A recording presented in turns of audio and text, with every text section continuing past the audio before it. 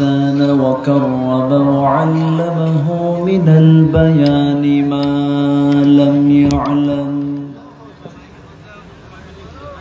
فسبحان الذي لا يحصى امتنانه باللسان ولا بالقلم. نشهد أن لا إله إلا الله وحده لا شريك له، ونشهد أن سيدنا وحبيبنا ومولانا محمدًا عبده ورسوله الذي أرسله بالحق بشيرا ونذيرا وداعيا إلى الله بإذنه وسراجا وقمرا منيرا. فقد قال الله تعالى في كلامه المجيد وفرقانه الحميد: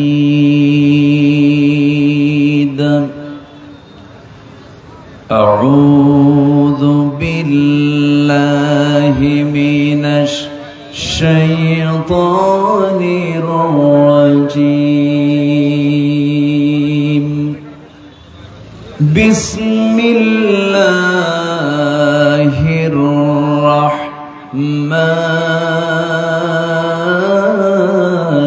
الرحيم.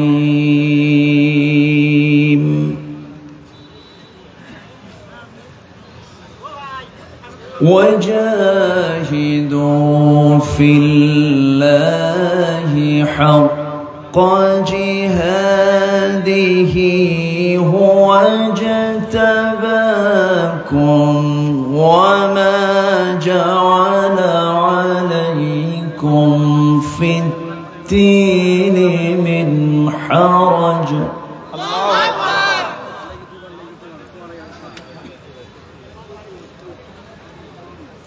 وما جعل عليكم في الدين من حرج ملة أبيكم إبراهيم.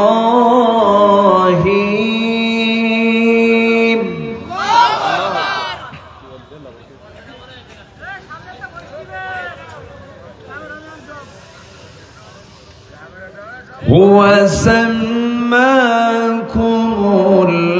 المسلمين من قبل وفي هذا ليكون الرسول شهيدا.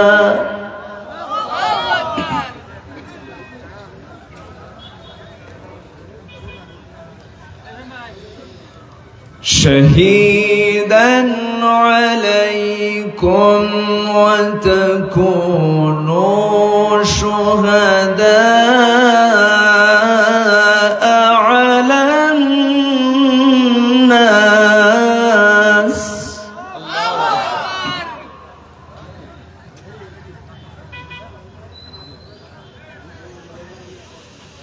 فأقيموا الصلاة وآتوا الزكاة واعتصموا بالله.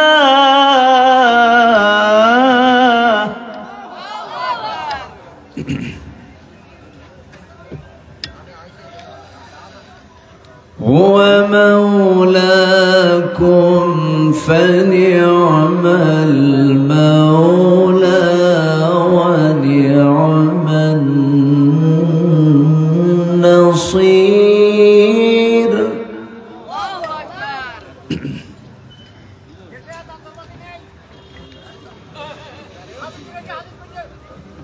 الله أكبر. بسم الله الرحمن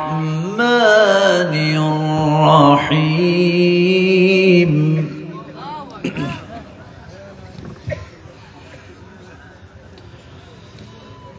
إن الله وملائكته يصلون على النبي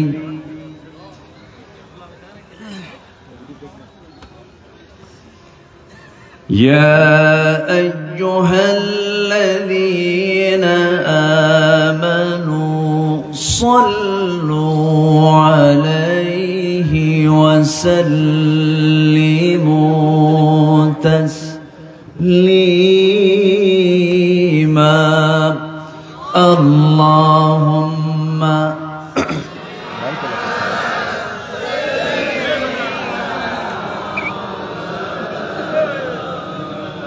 আওয়াজটা বাড়া দিতে বলো।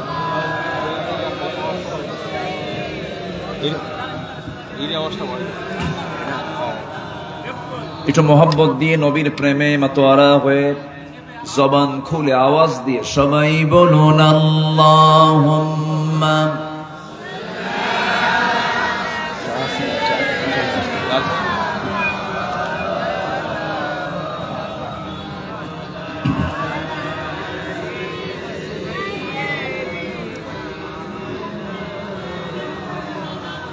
সবাই বলুন বালাগাল উলা বিকামালিহি কাশাফাত তুজা বিজামালিহি হাসানাত জামিউ খিসালিহি সাল্লু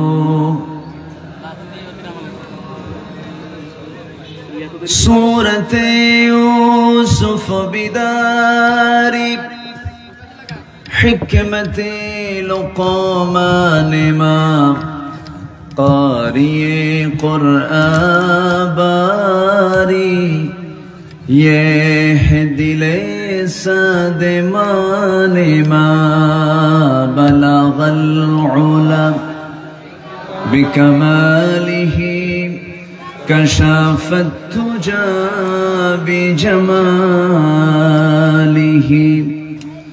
حصلت جميع خصاله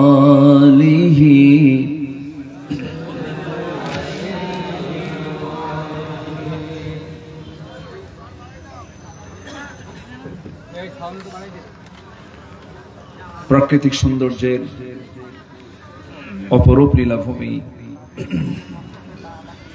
দেশের দক্ষিণ পশ্চিমাঞ্চলের সুন্দরবন লাগোয়া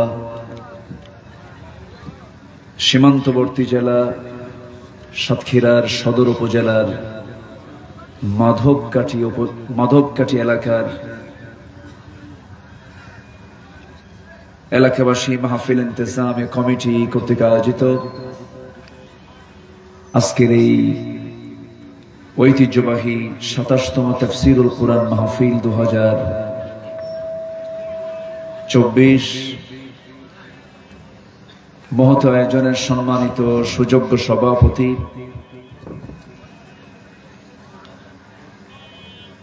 মাধবকাঠি বাজার সমিতির সম্মানিত সভাপতি জনাব আবুল খায়ের বিশ্বাস,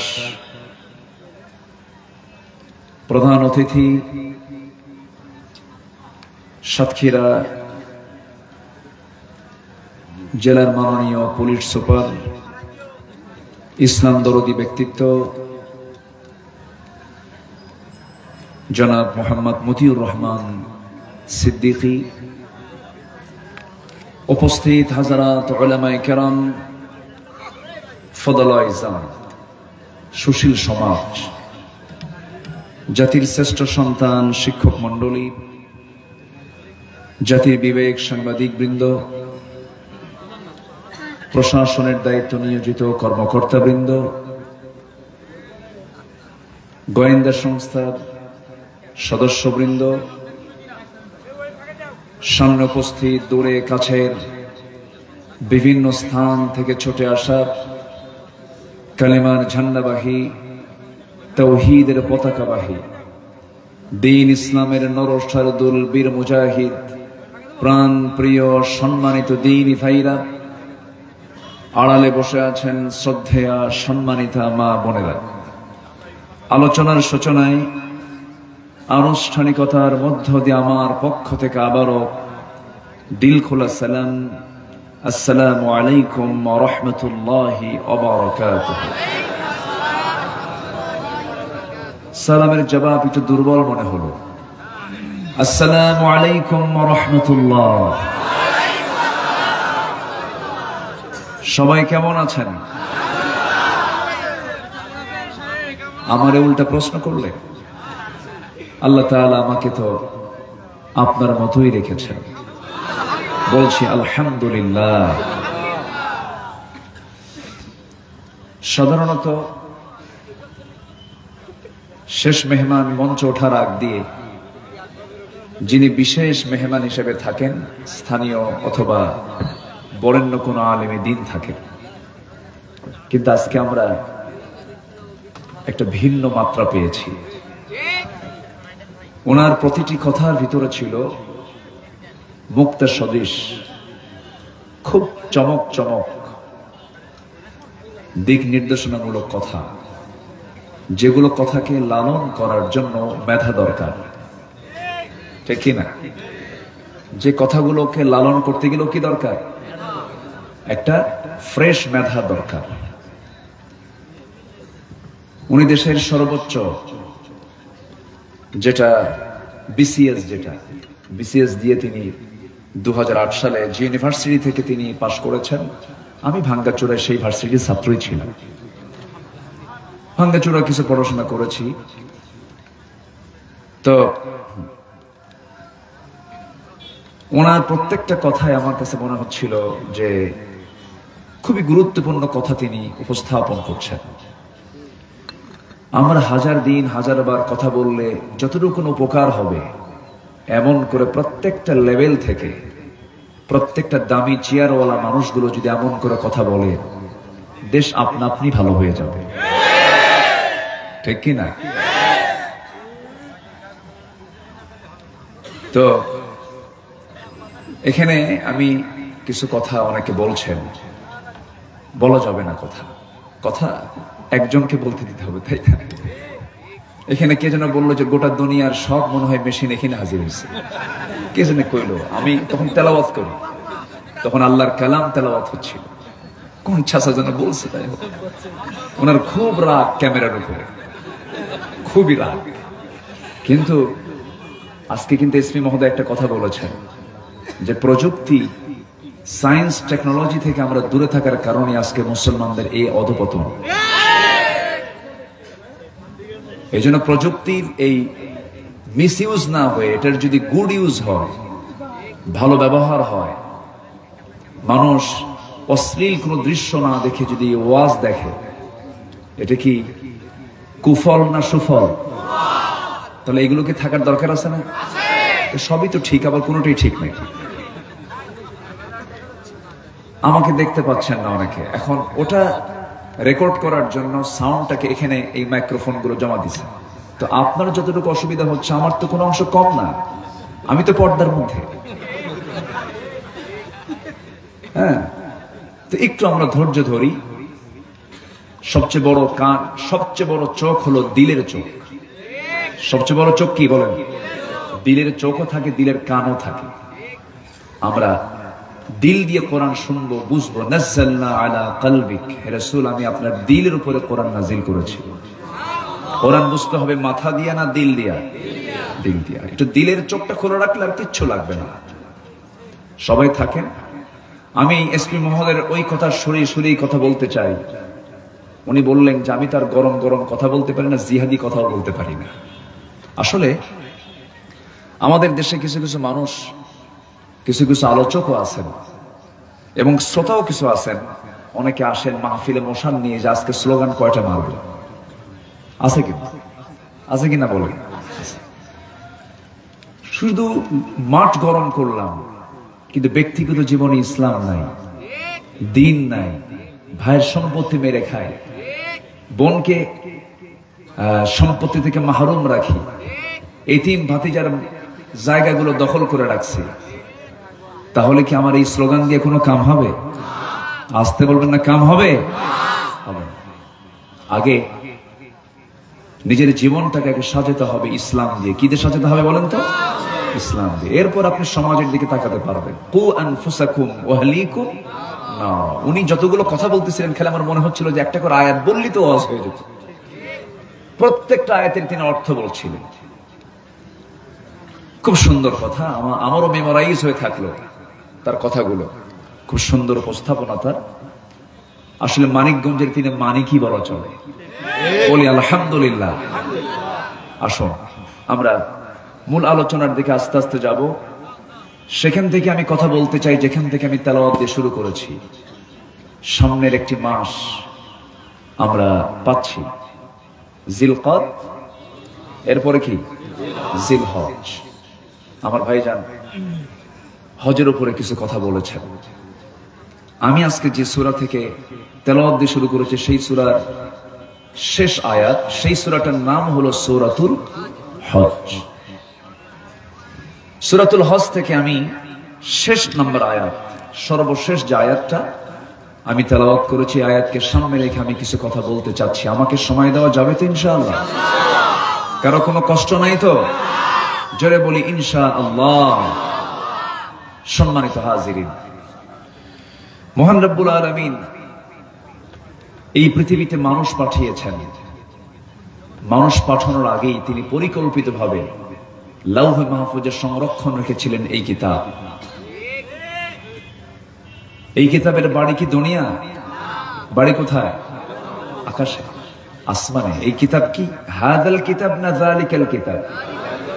আমরা কি কি কি পড়েছি কোরআনে? হাদাল কিতাব না যালিকাল কিতাব? এই কিতাব না ওই কিতাব? আসমান কোথায়? কত উপরে? 3 মাইল, 4 মাইল, 5 মাইল দূর দিগন্ত, এর কোনো শেষ নাই। কিন্তু আল্লাহর কাছে এটা কি কিছু? আমার আপনার কাছে এটা দূর দিগন্ত। আমি প্রায় তথ্যটা দেই, একটু মনোযোগ দিয়ে শুনবেন কথাটা। আল্লাহ রাব্বুল আলামিন এই মহাশূন্য যে আমরা চোখের সামনে দেখতে পাই, এই বিশাল দুনিয়া তিনি সৃষ্টি করেছেন। এই দুনিয়াকে আলোকিত করার জন্য, ডেকোরেট করার জন্য আল্লাহ রাব্বুল আলামিন অসংখ্য তারকারাজি মহাশূন্যে সেট করে রেখেছেন।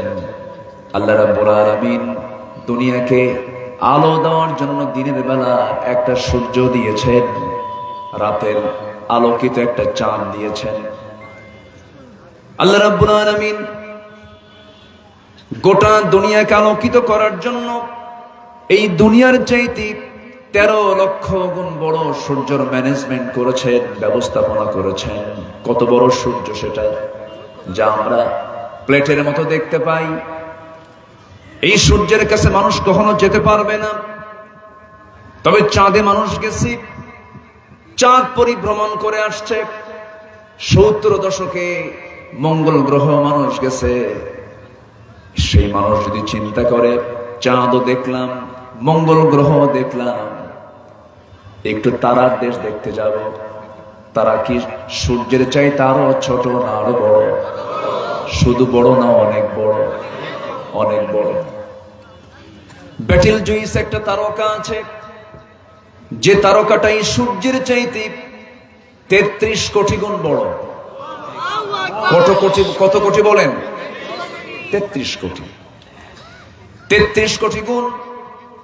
একটা তারকা যদি বড় হয়, গোটা পৃথিবীর 800 কোটি মানুষ যদি ওই তারকা গুনতে নেয়, তারকা গুনে গুনে শেষ করতে পারবে না। এত অসংখ্য তারকা মহাশূন্যে কে সেট করেছেন? আল্লাহ সেট করেছেন। পৃথিবীর সবচেয়ে নিকটবর্তী তারকার নাম হলো প্রক্সিমা সেন্ট্রাই। প্রক্সিমা সেন্ট্রাই নামক সেই পৃথিবীর সবচেয়ে নিকটবর্তী তারকার দেশে যদি কেউ যেতে চায়, এই জাগতিক জীবনের কোন কপ্টার বিমান দিয়ে গেলে হবে না, নভোযান লাগবে তার জন্য। লেটেস্ট একটা নভোযান আছে, তার নাম হলো অ্যাপোলো 11। অ্যাপোলো 11 এর গতি হলো প্রতি ঘন্টায় 39,000 কিলোমিটার। সেই গতিবেগে সে চলতে পারে।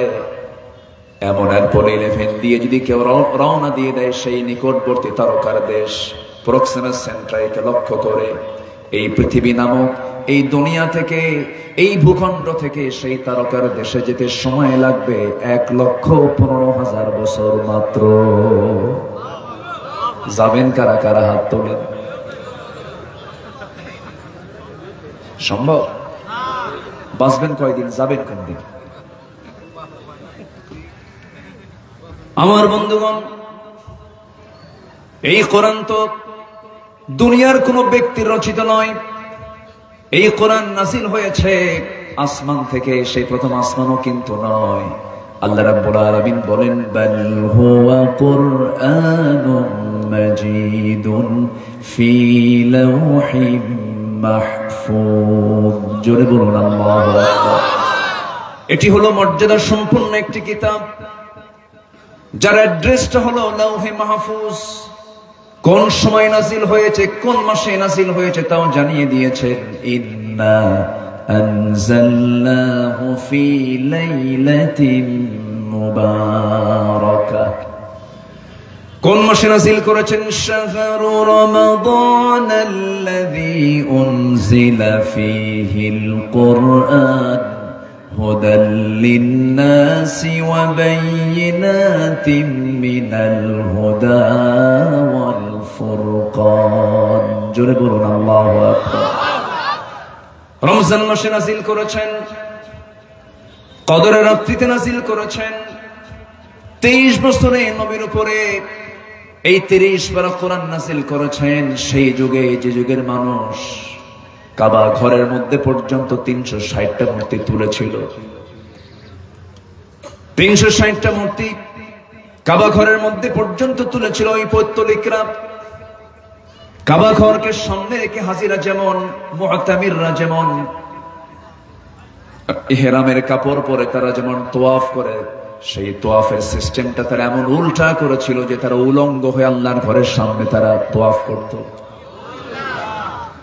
অজ্ঞতার, বর্বরতার চূড়ান্ত লেভেলে একটা পৌঁছে যাওয়া জাতিকে, শততা বিভক্ত একটা জাতিকে, উচ্ছৃঙ্খল একটা জাতিকে, ভাঙ্গা মাটির একটা পাতিলকে কেন্দ্র করে যারা যুদ্ধের পরে যুদ্ধ লেগে রাখতো, সেই শততা বিভক্ত জাতিকে এক সুতার কাঠিতে আবদ্ধ করেছেন, একটা সভ্য জাতিতে পরিণত করেছেন। আবু বকরের মতো মানুষ, ওমরের মতো মানুষ, ওসমানের মতো মানুষ, আলীর মতো মানুষ তিনি তৈরি করেছেন। তারা নিজের চিন্তা দিয়া না কোরআন দিয়া। বলেন কি দিয়া? কোরআন দিয়া। সেই কোরআন আজও আছে না নাই? আছে। কোরআনকে মানবো আমরা আংশিক না পুরোপুরি? আজ বলবেন আংশিক না পুরোপুরি? কিন্তু প্রশ্ন এখানেই, সেটা হলো কোরআনকে শুধু ব্যক্তিগত জীবনে মানলে হবে না। এখানে আমাদের প্রশ্ন। রাসূলকে শুধু ব্যক্তিগত জীবনের আদর্শ মানলে হবে না। যাদের কাছে রাসূল শুধু ব্যক্তিগত জীবনের আদর্শ, রাষ্ট্রীয় জীবনের আদর্শ নয়, তারা হচ্ছে ভণ্ড, তারা হচ্ছে প্রতারক। এখানেই তো কথা। কি এখানে কথা আছে না নাই বলেন তো? হ্যাঁ, কি আমি কি আলোচনা চালিয়ে যাব? উচিত কথায় বন্ধু বেজার, গরম ভাতে এলাকায় নাই মনে হয় এটা কথা। উচিত কথায় বন্ধু বেজার, গরম ভাতে বিলাই বেজার, একটা কথা আছে আমার এলাকায়। বিড়াল, বিড়াল। আচ্ছা, বিড়ালকে কিছু কিছু এলাকায় বিলাই কয়, ঢাকাতে বিলাই কয়। তো যাই হোক, হক কথা সবার সহ্য হয় না। হক কথা কি সবার সহ্য হবে? হবে না। সম্মানিত ভাইয়েরা, তাহলে আমরা কোরআনকে মানবো শুধু ব্যক্তিগত জীবনে না সকল জীবনে? এক বিভাগে না সব বিভাগে? কোরআনকে সব বিভাগের কথা বলতে পারে? কোরআনকে সব সমস্যার সমাধান দিতে পারে? পারে। এই বিশ্বাস যদি পরিপূর্ণ না থাকে তাকে ইমানদার বলা যাবে না। কোরআনকে আংশিক মানার নাম, এটা মুসলিমের পরিচয় নয়। এটা ইসলামকে আংশিক মানা যাবে না। ইসলামকে আংশিক মানলে তাকে মুসলিম বলা যাবে না। এই জন্য আল্লাহ তাআলা এটাও ক্লিয়ার করে দিয়েছেন। আল্লাহ রাব্বুল আলামিন বলেন, আংশিক মানবে না তা হবে না। আল্লাহ রাব্বুল আলামিন সাফ কথা বলে দিয়েছেন, ঈমানদারকে ডাক দিয়ে বলছেন, ঈমানদাররা শোনো, সতর্ক হও। ইয়া আইয়ুহাল্লাযীনা আমানু দুখুলু ফিস-সিলমি কাফা ওয়া লা তাত্তাবিউ খুতুওয়াতিশ শাইতান ইন্নাহু লাকুম আদুউম মুবিন। জোরে বলুন আল্লাহু আকবার। ঈমানদারেরা, তোমরা ইসলামে পরিপূর্ণরূপে দাখিল হয়ে যাও। আংশিক ঢুকবে না তা হবে না, পরিপূর্ণরূপে তোমাকে ঢুকতে হবে।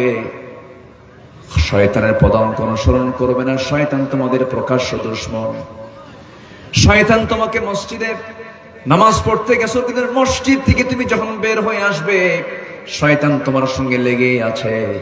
আমার দেশে বহু মুসলমান আছে, মসজিদে গিয়ে নামাজ পড়ে আবার হোটেলে গিয়ে মদও খায়। আবার আমার দেশের বহু হাজি আছে, হজ করতেও যাবার মদের দোকানদারিও করে। আছে কি না? মদের বার খুলেছে উনি, ওইদিকে আলহাজ এবং ট্রিপল হাজি, হ্যাট্রিক, কি 3 বার হজ করেছেন। আবার হাজি না বললে মন খারাপ করে। আছে কি না? আছে। কিন্তু যিনি হাজি হবেন, যিনি ইমানদার হবেন, যিনি মুসলিম হবেন, যিনি মুমিন হবেন, তিনি কোনোদিন ইসলামকে আংশিক মানবেন না, তিনি ইসলামকে পরিপূর্ণই মানবেন। যদি না মানেন, তাহলে ওনার নাম ইমানদার নয়, ওনার নাম হাজি নয়, ওনার নাম মুসলিম নয়, ওটা ফাসিক, জালিম, মুনাফিক। এই গালিগুলো কি আমার না আল্লাহ? এই গালিগুলো কে দিয়েছেন? আমার তো দোষ দিয়ে লাভ নেই। এই গালিগুলো আল্লাহ দিয়েছেন। আমার বন্ধুগণ, আল্লাহ ব্যক্তিগতভাবেও ধরেছেন, কোরআনে কারীমের মধ্যে ব্যক্তিগতভাবেও ধরেছেন। ব্যক্তির নামেও সূরা আছে। আবু লাহাবের নাম সবাই শুনেছি তো নাকি? আবু লাহাব শুনে নেই? শুনেছি। আবু লাহাব কে? বলেন কে? গ্রাম্য চাচা, পড়ে পাওয়া চাচা, না রক্তের? বাবার কি? আয়াত সূরাটা কি রহমতের না গজবের? গজবের। কেন এই আয়াতটা নাযিল হলো? কেন এই সূরাটা নাযিল হলো? কোরআন তো শুধু অনেকে মনে করেন ধর্মের কিতাব, কিন্তু এই কোরআনে কেন একজন ব্যক্তি কেন্দ্রিক কথা কেন চলে আসলো? আবু লাহাবের নাম কেন নিলেন? মহান রব্বুল আলামিন একটা সূরাই নাযিল করেছেন তার নামে। এই আবু লাহাব আমার নবীর জন্মের সময় খুব খুশি হয়েছিল। নবীর জন্মে খুশি হয়ে সে উট পর্যন্ত কোরবানি দিয়েছিল। আবু লাহাব দারুণ খুশি হয়েছিল, হারে আমার ভাই আব্দুল্লাহর ঘরে ফুল ফুটেছে, আলো জ্বলেছে। কিন্তু আমার নবীজি 40 বছর পর্যন্ত ভালোই ছিলেন। যখন তিনি নবুয়তের আলো নিয়ে যখন জাবালে নূর থেকে যখন কোরআন নামক নূরটা নিয়ে আসলেন, নবুয়ত নিয়ে যখন বাড়িতে হাজির হলেন, বাড়িতে হাজির হওয়ার সঙ্গে সঙ্গে সবার আগে প্রতিবাদ করেছে যে ব্যক্তি, তার নাম কি? আবু লাহাব। আবু লাহাব কয় মুহাম্মদ নিপাত যাক। আল্লাহ কয় না, তাব্বাত ইয়াদা আবি লাহাবি ওয়া তাব। আবু লাহাব নিপাত যাক। তাহলে যে রাসূলকে গালি দিলে আল্লাহ তার নাম ধরে গালি দেন। আজকেও যারা রাসূলের আদর্শ নিয়ে কথা বলবে, কোরআনের বিরুদ্ধে যারা কথা বলবে, আমরা তাদের নাম ধরেই গালি দেব। এটা আল্লাহর স্টাইল। এটা কার স্টাইল? আল্লাহর স্টাইল। আল্লাহ নিজে গালি দিয়েছেন। সম্মানিত ভাইয়েরা, আবু লাহাব আমার নবীর আপন চাচা হওয়ার পরও কোনো কাম হবে না, কারণ তার মধ্যে কি নাই? আসতে বলবেন না, কি নাই? ঈমান আছে, দাম আছে। ঈমান নাই, দাম নাই। আমার দেশে বহু লোকের নামই হলো ঈমান আলী। আছে নাম ঈমান আলী, কিন্তু নামাজ পড়ে না। নাম হলো হিম্মত আলী, সাইকেলের চাকা বাস্ট হলে সিট হয়ে পড়ে। নাম হলো আতর আলী, গোটা গায়ে গাজার গন্ধ। নাম হলো রমজান আলী, রমজান মাসে দুপুরবেলা ভাত খায়। নাম হলো ফরোজ আলী, নফল নামাজও পড়ে না। নাম হলো বাদশা মিয়া, ভিক্ষা করে। নাম হলো খোকা মিয়া, বয়স 85 বছর, ও এখনো খোকাই আছে। তাহলে নামের দরকার না কামের দরকার? নামের দরকার না কামের দরকার? আল্লাহ তাআলা ঈমান দেখতে চায়। একটা মানুষের দাম হয়ে যায় কখন? যখন তার মধ্যে কি থাকে? ঈমান থাকে। ঈমান নাই, কোনো দাম। বিল গেটস পৃথিবীর ধনীর তালিকার একজন বড় ধনকুবের একজন ধনাঢ্য একজন ব্যক্তি। বিল গেটস আমেরিকা, সে তার সমস্ত সম্পত্তির একটা বিশাল অংশ সে দান করে দিয়েছে মানবতার পক্ষে, মানবতার জন্য। এই যে বিশাল বড় তার দানের একটা হাত, আল্লাহর কাছে কি কোনো মূল্য আছে? কি নাই? আসতে বলবেন না, কি নাই? ঈমান আছে, দাম আছে। ঈমান নাই, দাম নাই। আমার বন্ধুগণ,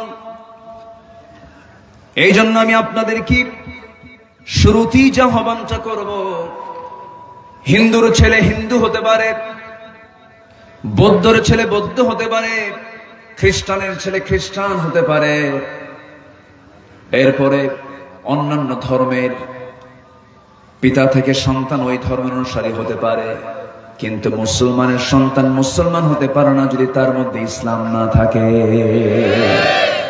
ইসলাম তার মধ্যে শর্ত হলো থাকতে হবে। এসপি সাহেবের একটা কথা আমার খুব ভালো লেগেছে, তিনি বলেছেন মুসলমানের ঘরে জন্ম নিয়ে আমরা ইসলামটাকে পাইছি, মুসলমান হয়েছি। আমরা মুসলমান হই নাই, আমরা মুসলমানই তো পেয়েছি বাবার কাছ থেকে। কিন্তু যারা মুসলমান হয়েছেন, বাবা মুসলমান ছিল না, তারাই বোঝে ইসলামটা কি। একটা কথা বলছেন না উনি, খুব দামি কথা। কিন্তু আমরা ঈমান তো আনি না, আমরা ঈমান পাইছি। আর আবু বকর ইবনে কুহাফা ঈমান ছিল না, কুহাফার ছিল আবু বকর, ঈমান পাইছেন না, ঈমান এনেছেন। খাত্তাবের ছেলে ওমর রাদিয়াল্লাহু আনহু ঈমান পেয়েছেন না, ঈমান এনেছেন। উসমান ইবনে আফফানের ছেলে ওসমান, তিনি ঈমান এনেছেন না, ঈমান পেয়েছেন। আলী ইবনে আবি তালিব, আবু তালেবের ছেলে আলী, ঈমান এনেছেন না, ঈমান পেয়েছেন? এনেছেন। তাহলে ঈমান আমরা আনছি না পাইছি? পাইছি। ঈমানকে আনতে হবে না নাকি? আসতে হয় না? রাগ করতেছেন আপনারা? হুজুর আপনি কি ফতোয়া দেওয়া শুরু করলেন? রাগ করতেছেন নাকি? আমরা ঈমান ভালো করে আমরা, আল্লাহ এক জায়গায় নিজেও বলছেন ইয়া আইয়ুহাল্লাযীনা আমানু আমিনু, আছে না? তোমার ভালো করে ঈমান আনো। ঈমানদারকে ডাক দিয়ে আবার ভালো করে ঈমান আনো।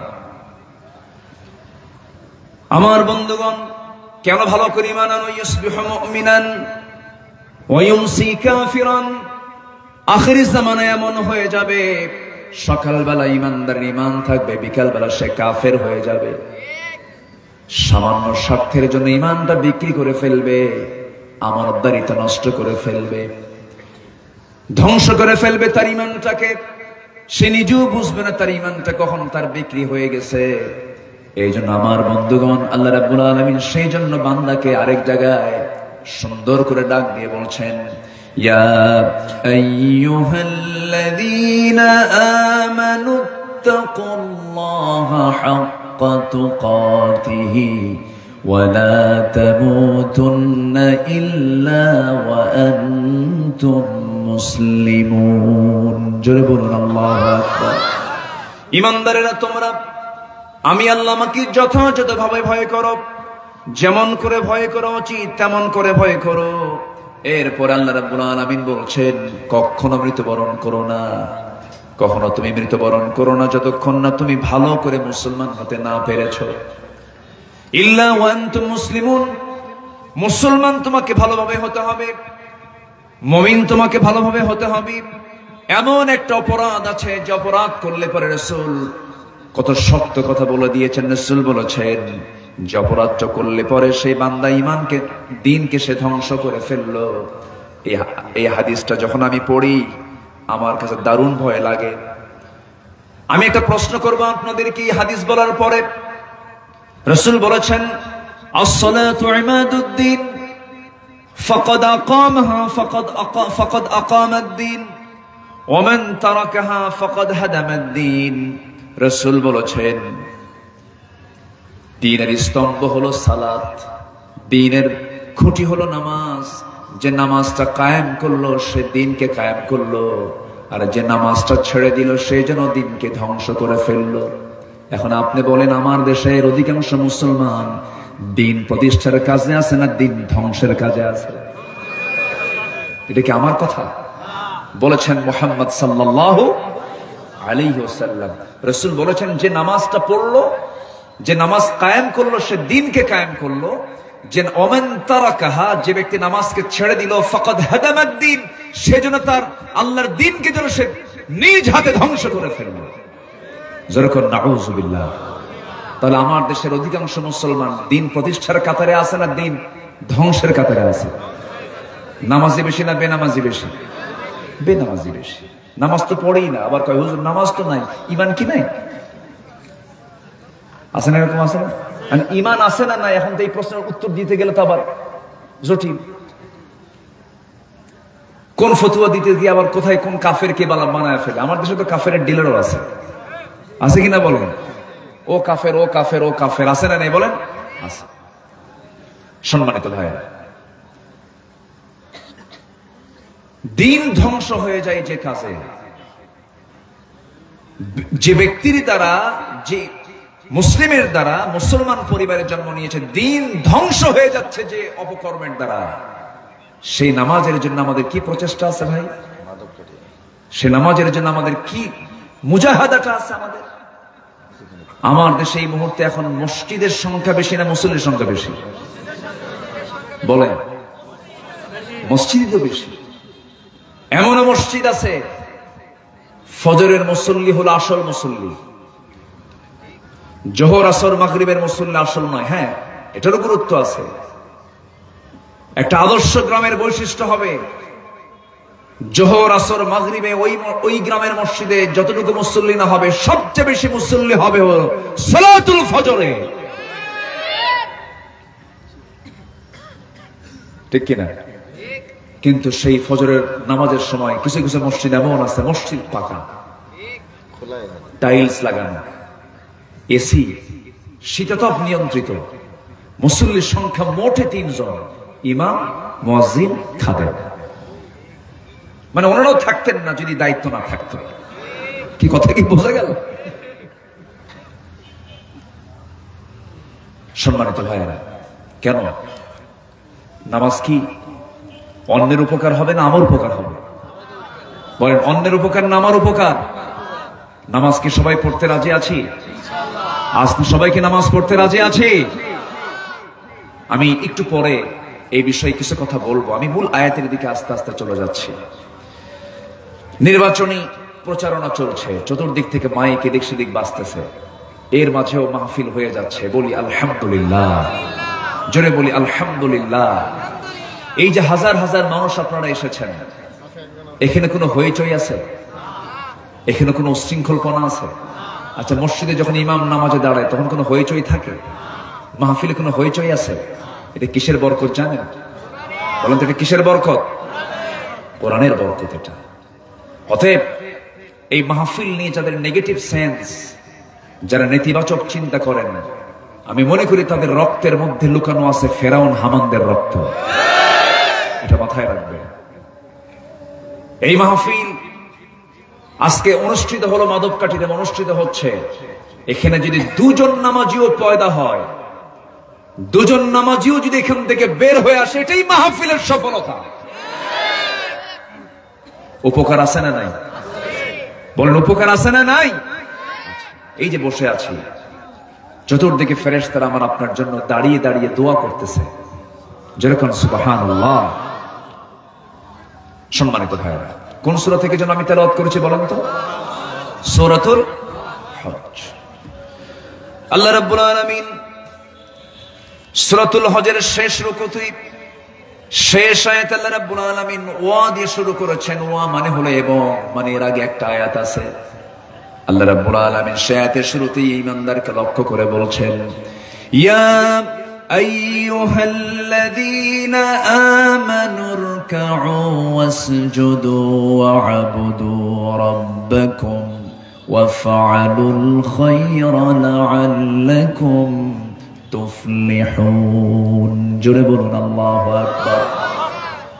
ও বিলিভার্স, ও বিশ্বাসীরা, যারা আমাকে বিশ্বাস করো, আমার রাসূলকে বিশ্বাস করো, কিতাবকে বিশ্বাস করো, ফেরেশতাকে বিশ্বাস করো, তাকদীরকে বিশ্বাস করো, জান্নাতকে বিশ্বাস করো, জাহান্নামকে বিশ্বাস করো, কিয়ামতকে বিশ্বাস করো, মহাপ্রলয়কে যারা বিশ্বাস করো, তাদেরকে ডাক দিয়ে বলছেন, তোমরা রুকু কারোর সামনে করবে না, রুকু করবে কার সামনে?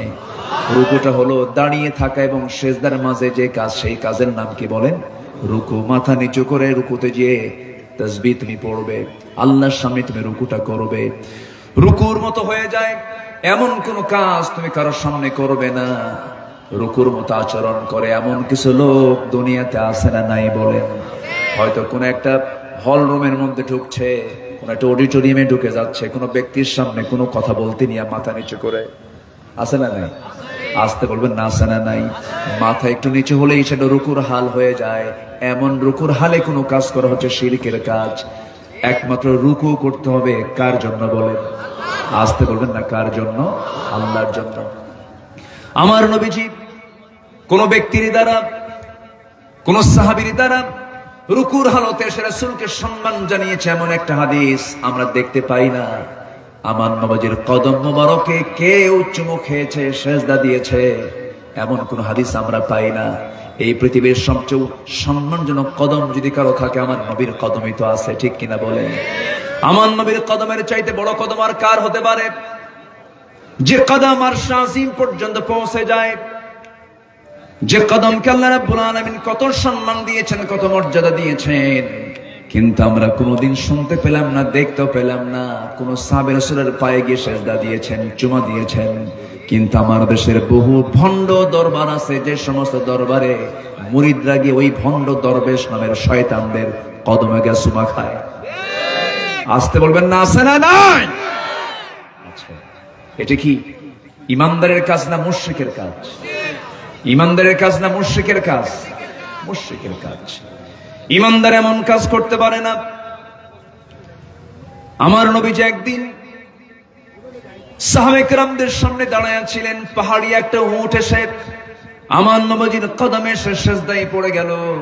সাহাবায়ে কেরাম বললেন, ইয়া রাসূলুল্লাহ, পাহাড়িয়া উট আপনাকে চিনে, আপনাকে সম্মানজনক সেজদা দিলাম, আমরা আপনাকে সম্মানজনক সেজদা দিয়ে ধন্য করি। রাসূল বললেন, না রে না সাহাবীরা, এই পৃথিবীতে বান্দা বান্দাকে কখনো সেজদা দিতে পারে না। বান্দা সেজদা দেবে একমাত্র কার সামনে? আল্লাহর সামনে। আমার নবীজির জুতা কেউ টানতে পারতো না সহজে। আমার নবীজির জুব্বা তিনি নিজেই সেলাই দিতেন। আমার নবীজির কাপড় চোপড় রাসূল নিজেই ধোয়ার চেষ্টা করতেন। কোন সাহাবী নবীর খেদমত করতে আসলে উল্টা খেদমত রাসূল তার নিজেই করে দিতেন। যেরকম সুবহানাল্লাহ। আমার নবীজি কারোর সামনে কারো প্রশংসা করাকে পছন্দ করতেন না। আমার নবীজি বলেছেন, যদি তোমার সামনে কেউ অন্য কেউ প্রশংসা করে, তার মুখে জুতি মারো, মাটি মারো, তার সামনে কি মারো? মাটি মারো। আমার নবীজি তোষামোদীকে পছন্দ করতেন না, তেল মারাকে পছন্দ করতেন না। তেল মারা আজকে আমার দেশে কম না বেশি? আস্তে কর। তেল মারা কম না বেশি? বেশি। আমার দেশে তেলই তো মারবে, কারণ আমার দেশে তারা আপেল গাছ নেই যে দুই একটা নিউটন তৈরি হবে। আপেল কেন নিচে পড়লো, উপরে কেন উঠলো না, এই চিন্তা করতে করতেই নিউটন কি বানায় ফেলছে? মাধ্যাকর্ষণ শক্তি তিনি আবিষ্কার করে ফেললেন। এখন আমার দেশে তার এই আপেল গাছ নাই, আছে হলো সরিষার তেল, খালি তেল মারে। মুখের সামনে হক কথা বলবেন, সত্যকে আড়াল করবেন না, সোজা কথা বলবেন, আপনার জান্নাত ওই সোজা পথে আল্লাহ তাআলা দিয়ে দিবেন। সোজা কথা। ইত্তাকুল্লাহ ওয়া কুলু কওলান সাদীদা ইউসলিহ লাকুম আ'মালাকুম ওয়া ইয়াগফির লাকুম যুনুবাকুম। গতকালকে আমি এই আয়াতের উপরে তাফসীর করেছি। আল্লাহ তাআলা বলছেন, শুধু সোজা কথা বলো, আমি তোমার সমস্ত ভুল আমলগুলোকে ঠিক করে সংশোধন করে সওয়াব দিয়ে ভরপুর করে দেব, এবং তোমার জীবনের সমস্ত গুনাহগুলোকে মাফ করে দেব। তাহলে আমরা তোষামোদী করব, তেল মারবো না সোজা কথা বলবো? বলেন তো। সোজা কথা বলবো, কার জন্য? আল্লাহর জন্য, আল্লাহর খুশির জন্য। আল্লাহ তাআলা ইমানদারকে ডাক দিয়ে বলছেন, রুকু কারোর সামনে করবা না, তোষামোদি করবা না, তেল মারবা না। নেতা তোমার সামনে আসছে, কদম বুচি করতে নিয়ে তোমার মাথা নিচু হয়ে যাচ্ছে, শিরকের মতো হয়ে যাচ্ছে, এই কাজ করবা না, এই কাজ করা যাবে না। কদম বুচি করতে গিয়ে মাথা কি উপরে থাকে না নিচের দিকে যায়? নিচের দিকে যায়। দা'মা ইউরবিক ওয়াইলা মা লা ইউরবিক, সেই কাজ ছেড়ে দাও যেটা তোমাকে সন্দেহের দিকে নিয়ে যায়। তোমার শিরকের সম্ভাবনা আছে এমন কোন কাজ তোমার করা যাবে না। আমার বন্ধুগণ, আল্লাহ তাআলার হক একমাত্র রুকু তার জন্য, সেজদা তার জন্য।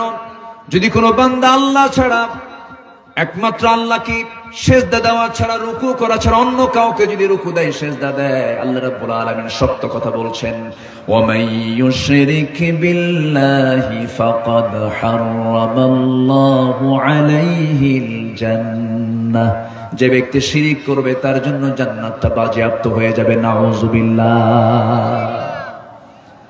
আপনি আপনার নেতাকে ভালোবাসেন, আপনি কি আপনার সাহাবীর চাইতে বেশি সম্মানী হয়ে গেছেন?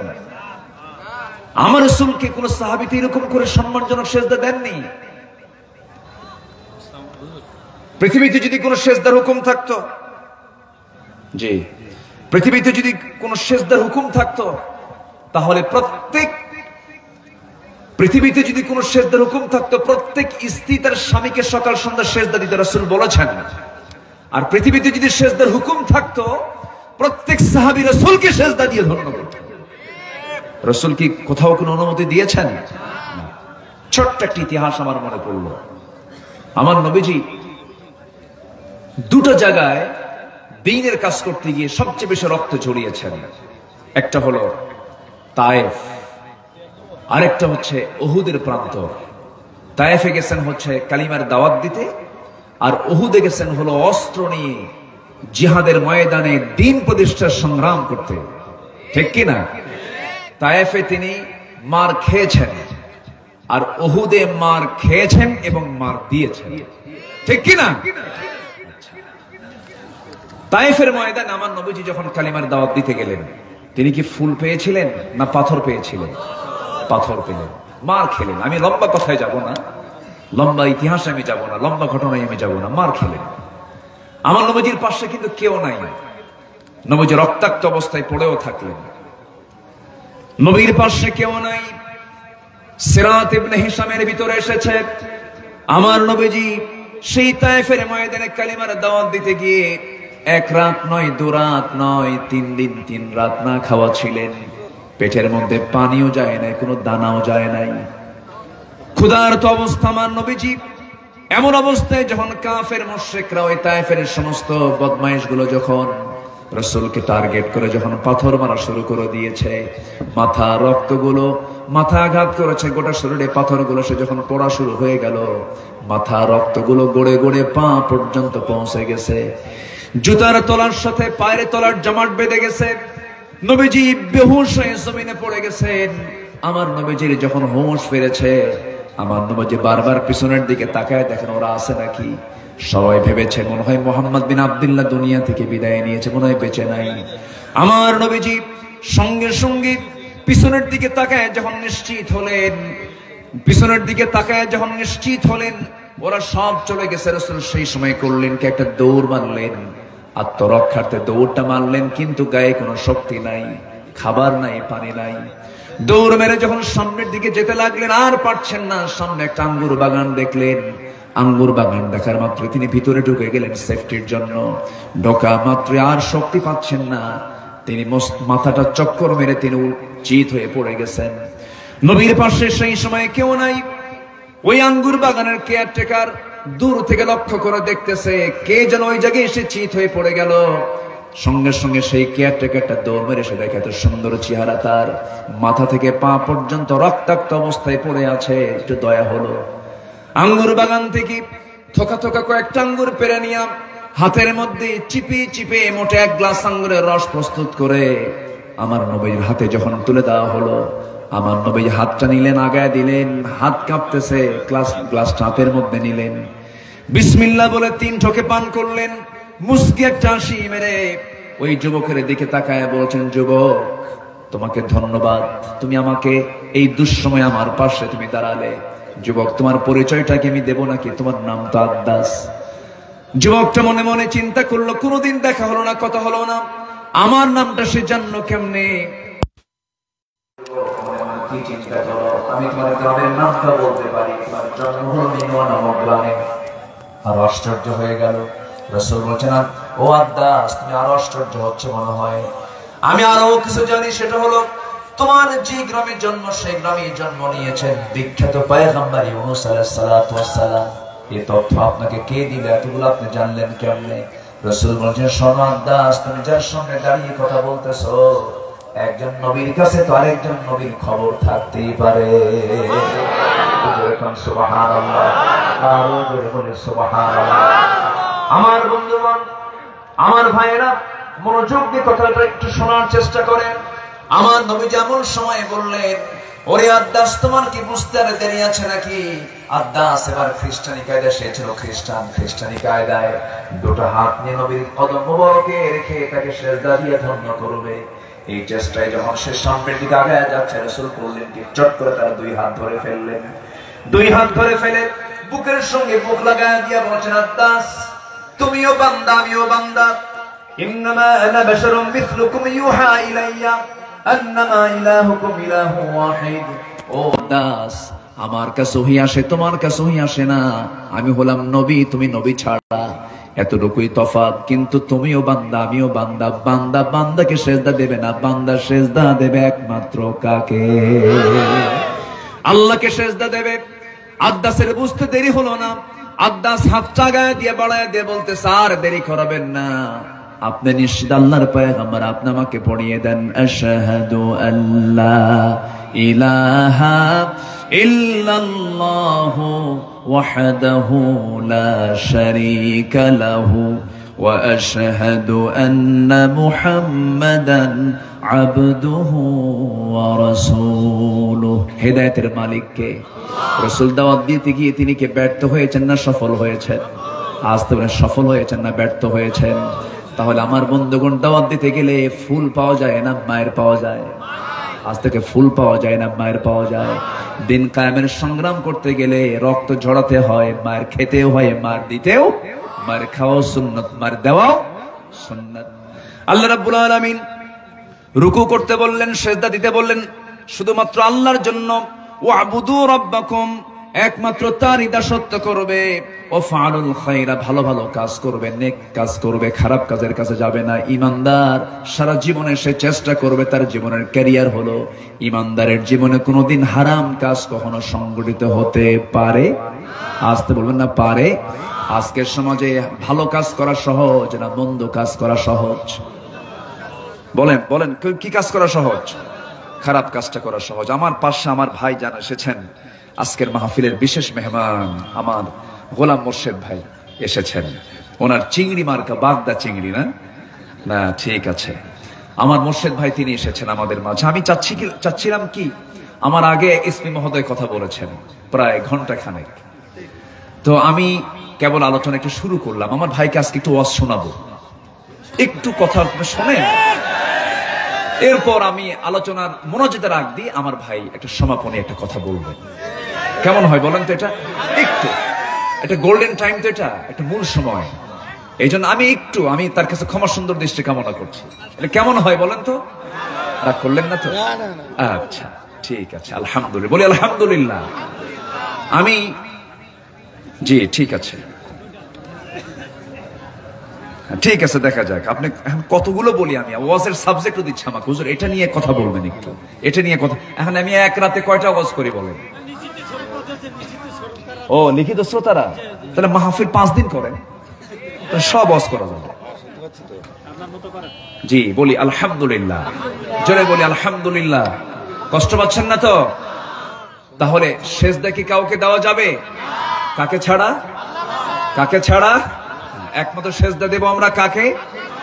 যে দরবারে গেলে সেজদা লাগে সেই দরবার হচ্ছে ভণ্ড দরবার। ওই সমস্ত দরবারের যে সমস্ত ভণ্ডগুলো আছে, ঠ্যাংগুলো ভেঙে চুরমার করে দেওয়া দরকার। বদমাইশ এগুলো। এই মাইকের সাউন্ড ঠিকই আছে, যা আছে থাকুক। সবাই শুনতে পাচ্ছেন না? বলি আলহামদুলিল্লাহ। মাইক ভালো, মাইক হলো ভালো, কিন্তু মাইক হলোর মুখে দাড়ি নেই। আবার ভাই আপনি আবার মন খারাপ করেন না যে আমার মোর্শেদ ভাই দাড়িওয়ালা হয়ে যাবেন ইনশাআল্লাহ। ভাবির বাধা আছে নাকি? ভাবির বাধা নাই তো? আচ্ছা, বরঞ্চ ভাবির আরো সেফটি হয় যে না, আমার স্বামী যদি দাড়িওয়ালা হয় তখন চাচা হয়ে যাবে, আর কেউ তাকাবে না। একদিকে সেফটি তো, দাড়িওয়ালা হলে অনেকটাই নিরাপদ হয়ে যাওয়া যায়। আলহামদুলিল্লাহ, বলেন আলহামদুলিল্লাহ। সবচেয়ে বড় কথা হলো দাড়িওয়ালা ছিলেন মুহাম্মদ সাল্লাল্লাহু, বিশ্বের সেরা মানুষ। দাড়িবিহীন না দাড়িওয়ালা? আমিও দাড়িওয়ালা হয়ে যাব। জোরে বলি ইনশাআল্লাহ, আরো জোরে বলি ইনশাআল্লাহ। রাগ করলেন না তো? প্রসঙ্গ আসছে একটু। জি সম্মানিত ভাইয়েরা, তাহলে প্রথম আয়াতটা আমরা একটু শেষ করলাম, ভালো কাজ করবো, লাআল্লাকুম তুফলিহুন, আশা করা যে সফল হবে। এখন আল্লাহ তাআলা বলছেন এবং জাহিদু ফিল্লাহি হাক্কা জিহাদিহি হুয়া ইজতাবাকুম ওয়া মা জাআলা আলাইকুম ফিদ-দীন মিন হারাজ মিল্লাতা আবিকুম ইব্রাহিম হুয়া সাম্মাকুমুল মুসলিমিন। অনেক লম্বা কথা, আমাকে সময় দিচ্ছেন তো? চাচা যাই কোথায়? এই চাচা, চাচা যান, কিছু কয় না, চাপচুপ লাগছে মনে হয়। তবে আমি আজকে খুবই খুশি যে আজকে আমাকে খুব আগে ভাগে উঠায় দিয়েছেন। আমি এতটাই খুশি হয়েছি কমিটির উপরে, দারুণ খুশি আমি। এই মাহফিল যেন একটা মডেল হয়ে যায় যে মেহমানকে আগে ভাগে উঠানো ভালো। ম্যাক্সিমাম মাহফিল আমার উঠায় দেয় কখন জানেন? 12টা উঠায় দিয়ে বলে হুজুর আপনি এখন মানে পাগলা দেখেন। 12টায় তো পাগলাই হয়ে যায় মানুষ। ঘুম ধরলে কি আর মাথা ঠিক থাকে নাকি? হ্যাঁ, খিদে লাগে আরো জ্বালা। যাক, খুব সুন্দর, বলি আলহামদুলিল্লাহ। এখন আল্লাহ তাআলা বলছেন তুমি জিহাদ করো। কার পথে? কি স্ট্যান্ড গান নিয়ে, পাইপ গান নিয়ে, শাটার গান নিয়ে? ওয়াজাহিদু ফিল্লাহি হাক্কা জিহাদি, তুমি আল্লাহর পথে জিহাদ করার মতো করে জিহাদ করো। এখন জিহাদকে নিয়ে, জিহাদ এবং জঙ্গিবাদ, যেটা আমার এসপি মহোদয় বলে গেছেন, উনি সময় পাননি, ওনার আরো বহু কথা ছিল, উনি কিন্তু শর্ট করে বলছেন। উনি খুব প্রিপারেশন নিয়ে আজকে আসছিলেন আলোচনায়, অনেক সুন্দর সুন্দর কথাও তিনি বলেছেন। তো জিহাদ এবং জঙ্গিবাদ এক না ভিন্ন? এক না ভিন্ন? যোজন যোজন তফাৎ, আসমান জমিন তফাৎ। সম্মানিত ভাইয়েরা, একটা উদাহরণ আমি প্রায় দেই। শাশুড়ির কপালে ঘা হয়েছে। কপালে কি হয়েছে? ঘা। সে ঘা সারে না, জামাই নিয়ে গেছে ডাক্তারের কাছে। ডাক্তার মহাশয় বলে দিলেন যে আপনার শাশুড়ি আম্মাকে এই ঘা যদি সারাতে হয়, এই অয়েন্টমেন্টটা দিলাম, মলমটা দিলাম, লাগায় দিবেন, আর কোন ক্রমেই যেন মশা মাছি যেন এই ঘায়ে না লাগে। এই যদি লাগে তাহলে ইনফেকশন হবে, এটা সুস্থ, মানে সে কখনো সুস্থ হতে পারবে না, আপনি একটু খেয়াল করবেন।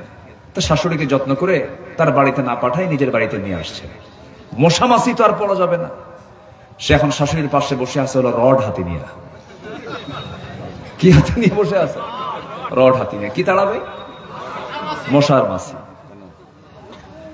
তাহলে রড হাতে নিয়ে যদি মশা মাছি তাড়ায়, হঠাৎ করে পাশেই বসা শুয়ে আছে শাশুড়ি, একটা মাছি এসে যখন তার কপালে পড়ছে, বিসমিল্লাহ কয়া রড দিয়া চোখ বন্ধ কইরা মারছে কপালে বাড়ি।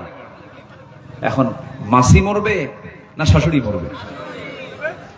আজকের সমাজে কিছু ভুল বুঝের কিছু মানুষ আছে, জিহাদকে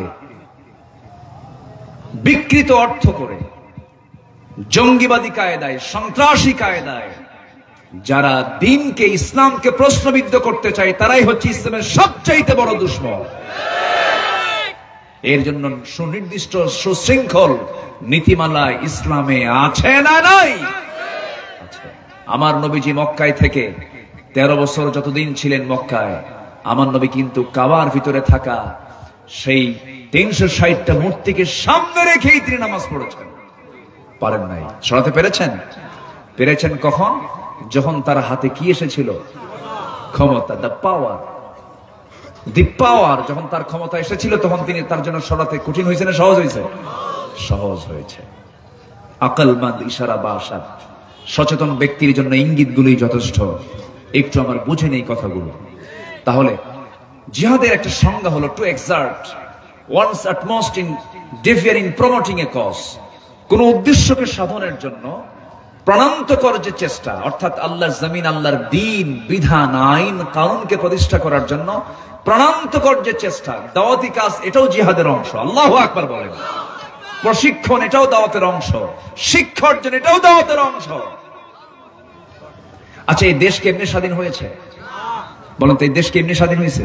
এই দেশ স্বাধীন করার জন্য কি রক্ত ঝরে নাই? আস্তে রক্ত ঝরে নাই? দুই এক ফোঁটা রক্ত গেছে?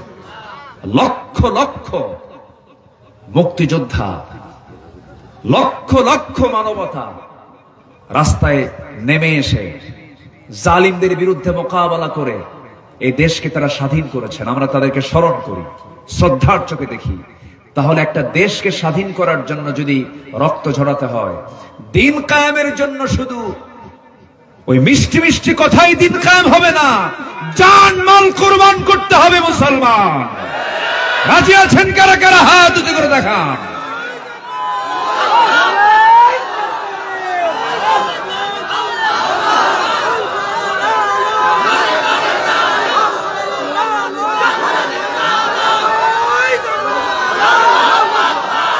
আল্লাহ তুমি সবার হাতকে কবুল করো, জোরে বলি আমিন। এই স্লোগান নামাজে আছে না নাই? এই স্লোগান আজানে আছে না নাই? এই স্লোগান একামতে আছে না নাই? এই স্লোগান জানাজায় আছে না নাই? এই স্লোগানকে যারা ভয় পায় তাদের জানাজারও দরকার নাই। সম্মানিত ভাইয়েরা, কষ্ট পাচ্ছেন নাকি? আমাদের অস্ত্র হলো নারায়ে তাকবীর। ইনকিলাবের অস্ত্র মোদের লা ইলাহা ইল্লাল্লাহ, লা ইলাহা ইল্লাল্লাহ, লা ইলাহা ইল্লাল্লাহ, লা ইলাহা ইল্লাল্লাহ। ইনকিলাবের অস্ত্র মোদের লা ইলাহা ইল্লাল্লাহ, লা ইলাহা ইল্লাল্লাহ, লা ইলাহা ইল্লাল্লাহ, লা ইলাহা ইল্লাল্লাহ। বীর মুসলমান ধরো আল কোরআন, ফিরিয়ে আনো সেই হারানো সম্মান। নারায়ে তাকবীর, নারায়ে তাকবীর। কে খুশি হন সবচেয়ে? আল্লাহু আকবার। আকবার মানে কি? সবচেয়ে বড়। তিনি কে? আমার। আরো জন, তিনি আমার কে? আল্লাহ তাআলা। ওয়াজাহিদু ফিল্লাহি হাক্কা জিহাদিহি হুয়া জাতাবাকুম ওয়া মা জাআলা আলাইকুম ফিদ-দীন মিন হারাজ। তিনি তোমাদেরকে নির্বাচিত করেছেন এবং তোমাদের জন্য দিনটাকে তোমাদের জন্য আড়ষ্ট করেন নাই, কষ্টকর বোঝা বানিয়ে দেন নাই, তোমাদের জন্য দিনটাকে সহজ করে দিয়েছেন। যেরকম সুবহানাল্লাহ। কিন্তু আমরা দিনটাকে কি বানায় নিয়েছি? কঠিন বানায় নিয়েছি। দিন না মেনে, যাকাতের পক্ষে না কথা বলে সুদের পক্ষে কথা বলি। আমার সমাজে, আপনার সমাজে আজকে যাকাত কায়েম না সুদ কায়েম? আসতে বলেন, যাকাত কায়েম না সুদ কায়েম? সুদ খাওয়া কি? সুদের অঙ্ক কষা কি? সুদ দেওয়া কি? তাহলে কেউ কি বলতে পারবেন যে আমি সুদের মধ্যে নাই? কেউ কি বলতে পারবেন? আমি আপনি কেউ নাই নাকি? হ্যাঁ,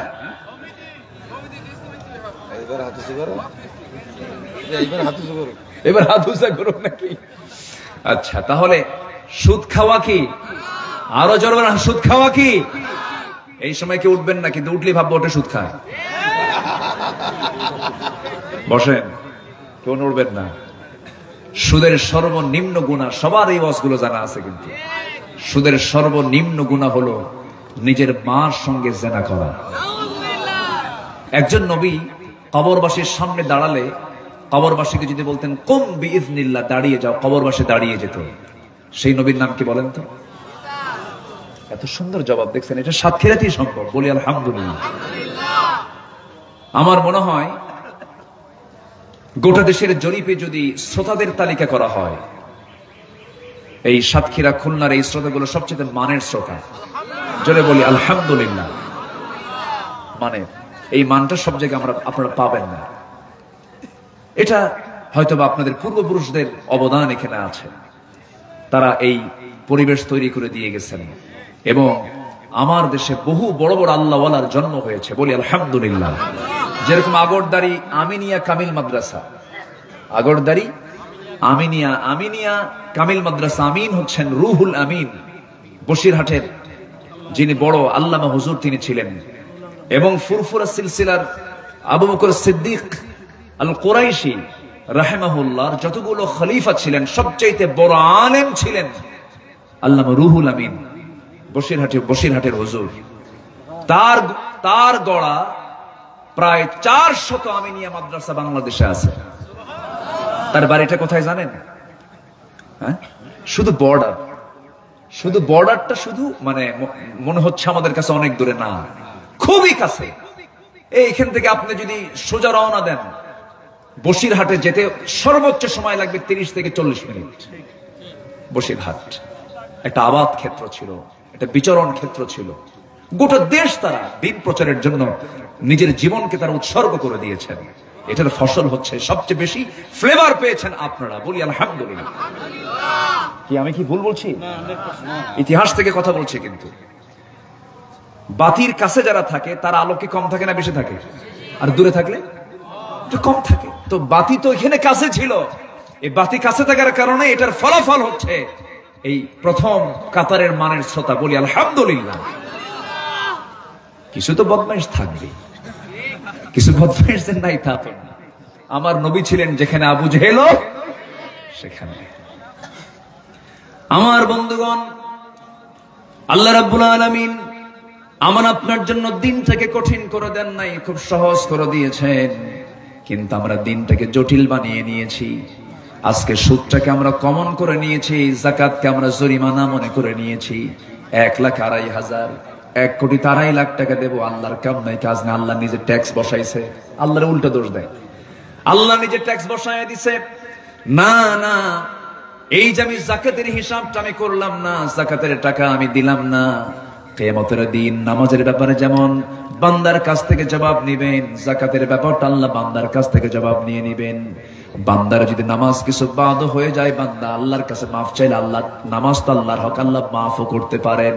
কিন্তু আপনি যাকাত নামক যে বান্দার হক আপনি নষ্ট করলেন, এই বান্দার হক আল্লাহ কখনো মাফ করতে পারবেন না। আল্লাহ মাফ করবেন না। আল্লাহ মাফ কেন করবেন? বান্দার হক তো আল্লাহ কখনো মাফ করবেন না। বান্দার হক আপনি নষ্ট করলে বান্দার কাছ থেকে মাফ চেয়ে নিতে হবে। আমার বন্ধুগণ, ঈসা আলাইহিস সালাম তিনি করলেন কি? কবরবাসীর সামনে একদিন দাঁড়ালেন, তার সঙ্গী সাথীদেরকে নিয়ে যখন বলেন কুম বিইযনিল্লাহ, কবরবাসী দাঁড়িয়ে যাও। কবরবাসী একজন দাঁড়িয়ে গেছে, পেটটা তার বিশাল বড় হয়ে আছে, কবরবাসীর পেট। সে চিৎকার করে কান্নাকাটি করছে, তার মুখ দিয়ে রক্তগুলো গড়ে গড়ে পড়ছে। সবাই বলে ফেলে আল্লাহর নবী ঈসা রূহুল্লাহ। এই বান্দাটার এমন অবস্থা কেন? পেটটা বড় হয়ে গেছে, মুখ থেকে রক্তগুলো গড়ে গড়ে পড়ে, কারণটা কি? ঈসা আলাইহিস সালাম সঙ্গে সঙ্গে বললেন, এই বান্দাটা দুনিয়ার জিন্দেগিতে সুদের কারবার করত, এই জন্য আল্লাহ তাআলা তার পেটের মধ্যে এমন বড় একটা আকৃতি দান করেছেন, মুখ থেকে রক্তগুলো গড়ে গড়ে পড়ছে। আজকে এই সুদের সমারোহ চলছে, সুদের মোহরা চলছে। শুধু সুদ ডাবল নয়, ডাবল ডাবল চক্রাকারে চলছে। এই সুদের সর্বনিম্ন গুনাহ হলো নিজের মার সঙ্গে জিনা করা। এই সুদ থেকে আল্লাহ তাআলা আমাদেরকে বাঁচায় দেন, জোরে বলি আমিন। আসতে বলবেন না, জোরে বলেন আমিন। দিনটা আমরা আল্লাহ তাআলা আমার আপনার জন্য সহজ করে দিয়েছেন, কিন্তু আমরা দিনটাকে আমরা জটিল বানায় নিয়েছি। আল্লাহ রাব্বুল আলামিন এরপরে বলছেন, শোনো, তোমাদের জন্য আমি নেতা বানিয়ে দিয়েছি একজনকে, পিতা বানিয়ে দিয়েছে একজনকে। তোমাদের জাতির পিতা অন্য কেউ নয়। আল্লাহ রাব্বুল আলামিন এখানে জাতির পিতার বিষয়ে ক্লিয়ার করে দিলেন, তোমাদের মুসলিম জাতির পিতা হলো মিল্লাতা আবিকুম ইব্রাহিম হুয়া সাম্মাকুমুল মুসলিমিন। তোমাদের জাতির পিতা হলেন সাইয়েদনা ইব্রাহিম আলাইহিস সালাতু ওয়াস সালাম। তোমাদের জাতির পিতা কেন তিনি জাতির পিতা? এই যে আমরা খাতনাটা করি, খাতনা করি না আমরা, বাচ্চাদেরকে খাতনা করে দেই, এই সুন্নাহটা কার বলেন তো? বলেন বলেন বলেন বলেন। হ্যাঁ, না, এটা স্টার্ট হয়েছে হলো ইব্রাহিম আলাইহিস সালাম থেকে। হ্যাঁ, প্রশ্ন না? আচ্ছা থাক, এগুলো সব পরে হবে। আমাকে সময় দিচ্ছেন তো আপনারা ইনশাআল্লাহ? আচ্ছা, ইব্রাহিম আলাইহিস সালাম তার বয়স যখন 80 বছর। কত বছর? 80 বছরের কি ইয়াং হয় না বুড়া হয়? চুলগুলো সাদা হয়ে গেছে। বুখারীর বর্ণনা, বুখারী, এটা বানানো কোনো কথা না। 80 বছর বয়স যখন তার হলো, সেই সময় আল্লাহ তাআলা বলেন, ইব্রাহিম ক্বালা ইন্নী জাইলুকা লিন-নাসি ইমামা, আমি তো তোমাকে গোটা মানব মণ্ডলীর নেতা বানিয়েছি। আল্লাহু আকবার বলেন। একটা কাজ বাদ আছে, কি? তোমাকে খাতনা করতে হবে। কত বছর বয়স? আছে না, আছে না? বুখারীর বর্ণনা। 80 বছর বয়স আল্লাহ তাআলা তাকে অর্ডার দিলেন। বলেন তো 5-6 বছর বয়সে খাতনা করলে কি টের পাওয়া যায়? বয়সই তো হয় না। অথবা ডাক্তার খাতনা করে দিয়েছেন, হয়তো মনেই নাই আমাদের অনেকে। কিন্তু 80 বছর বয়সে তার খাতনার কাজটা এখনো বাদ আছে, কারণ আল্লাহ তাআলা তাকে মিল্লাতা আবিকুম ইব্রাহিম, জাতির পিতা বানাবেন। কিন্তু জাতির পিতা হতে হলে তো জাতির পিতা তখনই হওয়া যায় যখন পিতার কাছ থেকে সন্তানরা কিছু নিতে পারে, ঠিক কিনা? কিছু স্মৃতি তো থাকতে হবে। তো 80 বছর বয়সে আল্লাহ তাআলা বললেন তোমাকে খাতনা করতে হবে। এখন যারা খাতনা করে দেয় এলাকায় তাদেরকে কি বলে? হাজাম। হাজাম বলে না? আমি তো একটা নতুন শব্দ শুনলাম। আমি এই নামের সঙ্গে একদম একদম একদম এখন নতুন, এটা আমার জানাই নাই। হাজাম কিছু কিছু এলাকায় বলে হলো ওস্তাদ, এক একটা জায়গায় এক একটা।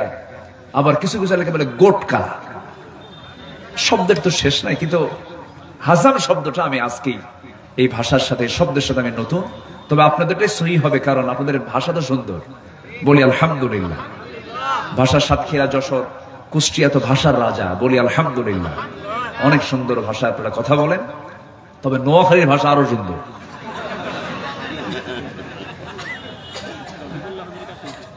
নোয়াখালী তো না, তাদের ভাষা তাদের কাছে সুন্দর। কোন ভাষাকে আমরা গালমন্দ করবো না। সব ভাষায়, সব ভাষার মালিক কে বলে? আল্লাহ তাআলা। কিন্তু বাংলা ভাষা নাই ওখানে। চিড়াঙ্গে বাংলা ভাষা নাই, সব কবর দিয়ে ফেলছে। খুব সুন্দর ভাষা হচ্ছে আপনাদের ভাষা, কারণ নদিয়া তো পাশেই। নদিয়া, তারপরে এই যে মুর্শিদাবাদ, এগুলো এই পাশাপাশি থাকার কারণে এই ভাষাগুলো, এই বেল্টে ভালো আছে। বলি আলহামদুলিল্লাহ, এটা ভালো। হাজাম না?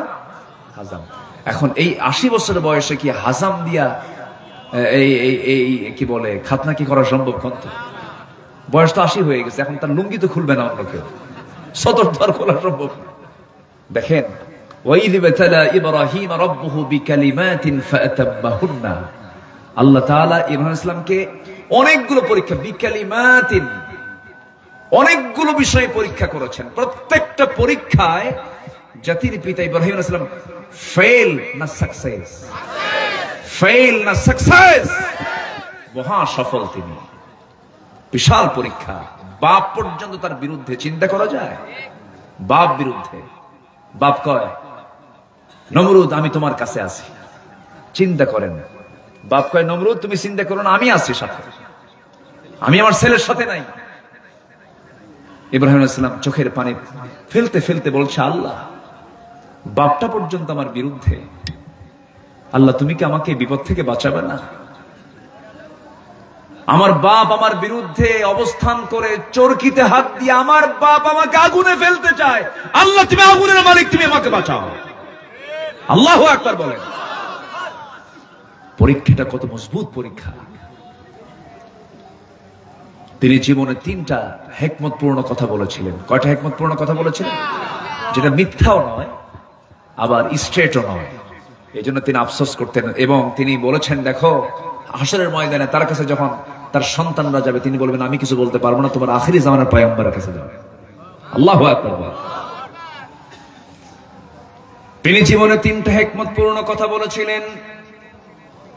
যখন তাকে বলা হলো, ইব্রাহিম চলো আমরা এই শহর ছেড়ে আমরা অন্য শহরে যাব বেড়াতে, আমরা কিছু কাজ করতে যাব, মেলায় যাব আমরা। তিনি বলেন যাব না। কেন? সমস্যা আছে। কি? আমি অসুস্থ। ইন্নী সাকিম, বুখারী বর্ণনা। ইন্নী সাকিম, আমি যাব না। সঙ্গে সঙ্গে তিনি যে শারীরিকভাবে অসুস্থ ছিলেন তাও কিন্তু নয়, কিন্তু মানসিকভাবে তিনি অসুস্থ ছিলেন, এটা সত্য। তবে তিনি একটা আশ্রয় নিয়েছেন, কথার হেকমতপূর্ণ কথা তিনি এখানে প্রয়োগ করেছেন। এরপরে সবাই এসে যখন দেখলো মূর্তিগুলো ভাঙ্গা, মূর্তিগুলো ভাঙছে কে, তিনি বললেন মূর্তি ভাঙছে কে, মূর্তিকে জিজ্ঞেস কর। আল্লাহু আকবার। আমার বাপ দেখছেন কি করে গেছে, আমার বাপ কি করে গেছে আর আমরা কি করি। ইব্রাহিমের বাপ আজর মূর্তি বানিয়েছে, মূর্তিগুলো বানায়া সেই মূর্তিগুলো রবগুলোকে বাজারে বিক্রি করার জন্য নিয়ে যায়। মাঝে একদিন ছেলেকে ডাক দিয়ে বলছে, ইব্রাহিম এই রবগুলো আমি বেচবো আজকে, মূর্তিগুলো তুমি বাজারে জড়িতে করে নিয়ে আসো। জড়িতে মাথায় নেওয়ার আগে ইসলাম করলেন কি, মূর্তিগুলোর সবগুলোর মাথাগুলো ভেঙ্গে চুরমার করলেন, মটকায় দিলেন। বাজারে নিয়ে যাওয়ার পর বাবার সামনে যখন রেখে দিয়েছেন, বাপ বলছে হায় কি করছে এগুলো, সবগুলো মূর্তির মাথা শেষ, এগুলো ভাঙছো কেন? কাব্বা, উপায় ছিল না। এই মূর্তিগুলো নিয়ে যখন মাথায় তুললাম, এমন মারামারি শুরু করছে, গৃহযুদ্ধ। আমি বললাম থাম রে বাবা থাম, এই মাথা থেকে নিচে নামাতে নামাতে সবগুলোর মাথা শেষ। বাপ এখন মনে মনে চিন্তা করে, বাপ বেটা তুই কি গ্রামার খাটাইছিস বুঝছি, প্রশ্ন করলি তুই উত্তর দিয়ে দিবি, বোঝা শেষ। কারণ সন্তানকে বাপ বোঝে না, আমার সন্তান কোন স্টাইলের, বাপ বোঝে না, বাপ তো বোঝে। সারা জীবন শিরকের বিরুদ্ধে আমার বাপ কথা বললেন, শিরকের বিরুদ্ধে কথা বলতে গিয়ে আগুনে পর্যন্ত নিক্ষিপ্ত হলেন। আমার বাপ কি করে গেছেন, আমরা কি করলাম। এইদিকে আফসোস করে আল্লামা ইকবাল তার শিকওয়া জবাবে শিকওয়ার মধ্যে বলেছেন, উনকো তহজীব নে হর বন্দ সে আজাদ কিয়া, লাকে কাবে সে সনম খানে মে আবাদ কিয়া। নব্য যুগের সভ্যতা মোহে কেটে ফেললে সব বাঁধন, মসজিদ ছেড়ে মন্দিরে গিয়া বাসা বেঁধেছ হায় এখন। মসজিদ ভালো লাগে না, মন্দির ভালো লাগে না। মুসলমানের জন্য মন্দির নয়, হিন্দু ভাইরা মন্দির তাদের কাছে প্রিয় হতে পারে। তাদের মন্দির আমরা পাহারা দেব, তাদের মন্দিরের নিরাপত্তা আমরা নিশ্চিত করব। কোন ধর্মকে কটাক্ষ করব না, কোন ধর্মকে আমরা গালি দেব না, কোন মূর্তিকে গালি দেব না। কিন্তু মুসলমান সেই জায়গায় যেতে পারে না, ঠিক কিনা? এই বিষয়টা মাথায় রাখবেন। কষ্ট পাচ্ছেন নাকি আপনারা? নারিকেলের নাড়ু খায় কিছু মুসলমান আছে না নাই বলেন? আচ্ছা, আমার হিন্দু ভাইরা কি কখনো ঈদগাহে আসে? আচ্ছা, ঈদগাহে আসে, জুমার নামাজে আসে। তাহলে আমাদের অনুষ্ঠানে তাদের কোনো অংশগ্রহণ নাই, আমি কেন যাব সেই জায়গায়? কেন যাব আমি? তাহলে আমাদের কি হবে? উনি প্রশ্ন করছেন। এটা কখনো করব না আমরা, কারণ তাদের ধর্মীয় কাজ, তো তাদের ধর্মীয় কাজে যাওয়া মানে কি? তাদের ধর্মীয় কাজে অংশগ্রহণ করা। আমাদের মসজিদে ওরা আসে না, আমাদের গরু ওরা খায় না। গরু খায়? খায় নাকি গরু? তা আপনি কেন নারিকেলের নাড়ু খাবেন? ঠিক কিনা? কথা তো এখানে। কিন্তু আমার হিন্দু ভাইয়েরা, আমরা তাদেরকে সম্মান করি, আমরা তাদেরকে ভক্তি করি, শ্রদ্ধা চোখে দেখি। এমনকি আমার দেশের প্রধান বিচারপতি পদ, আমার হিন্দু ভাইয়েরা আমাদের প্রধান বিচারপতির পদবতর অধিষ্ঠিত ছিলেন, ঠিক কিনা বলেন?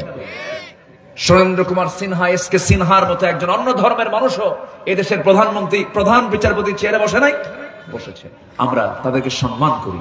এমনকি এমনও আছে আমার দেশে ম্যাক্সিমাম কোন হিন্দু মুসলিমের মধ্যে যদি কোনো দ্বন্দ্ব হয়, আমরা বিচার ফায়সালা করার সময় আগে চিন্তা করি যে সংখ্যালঘু হিন্দু ভাইটার প্রতি যেন জুলুম না হয়।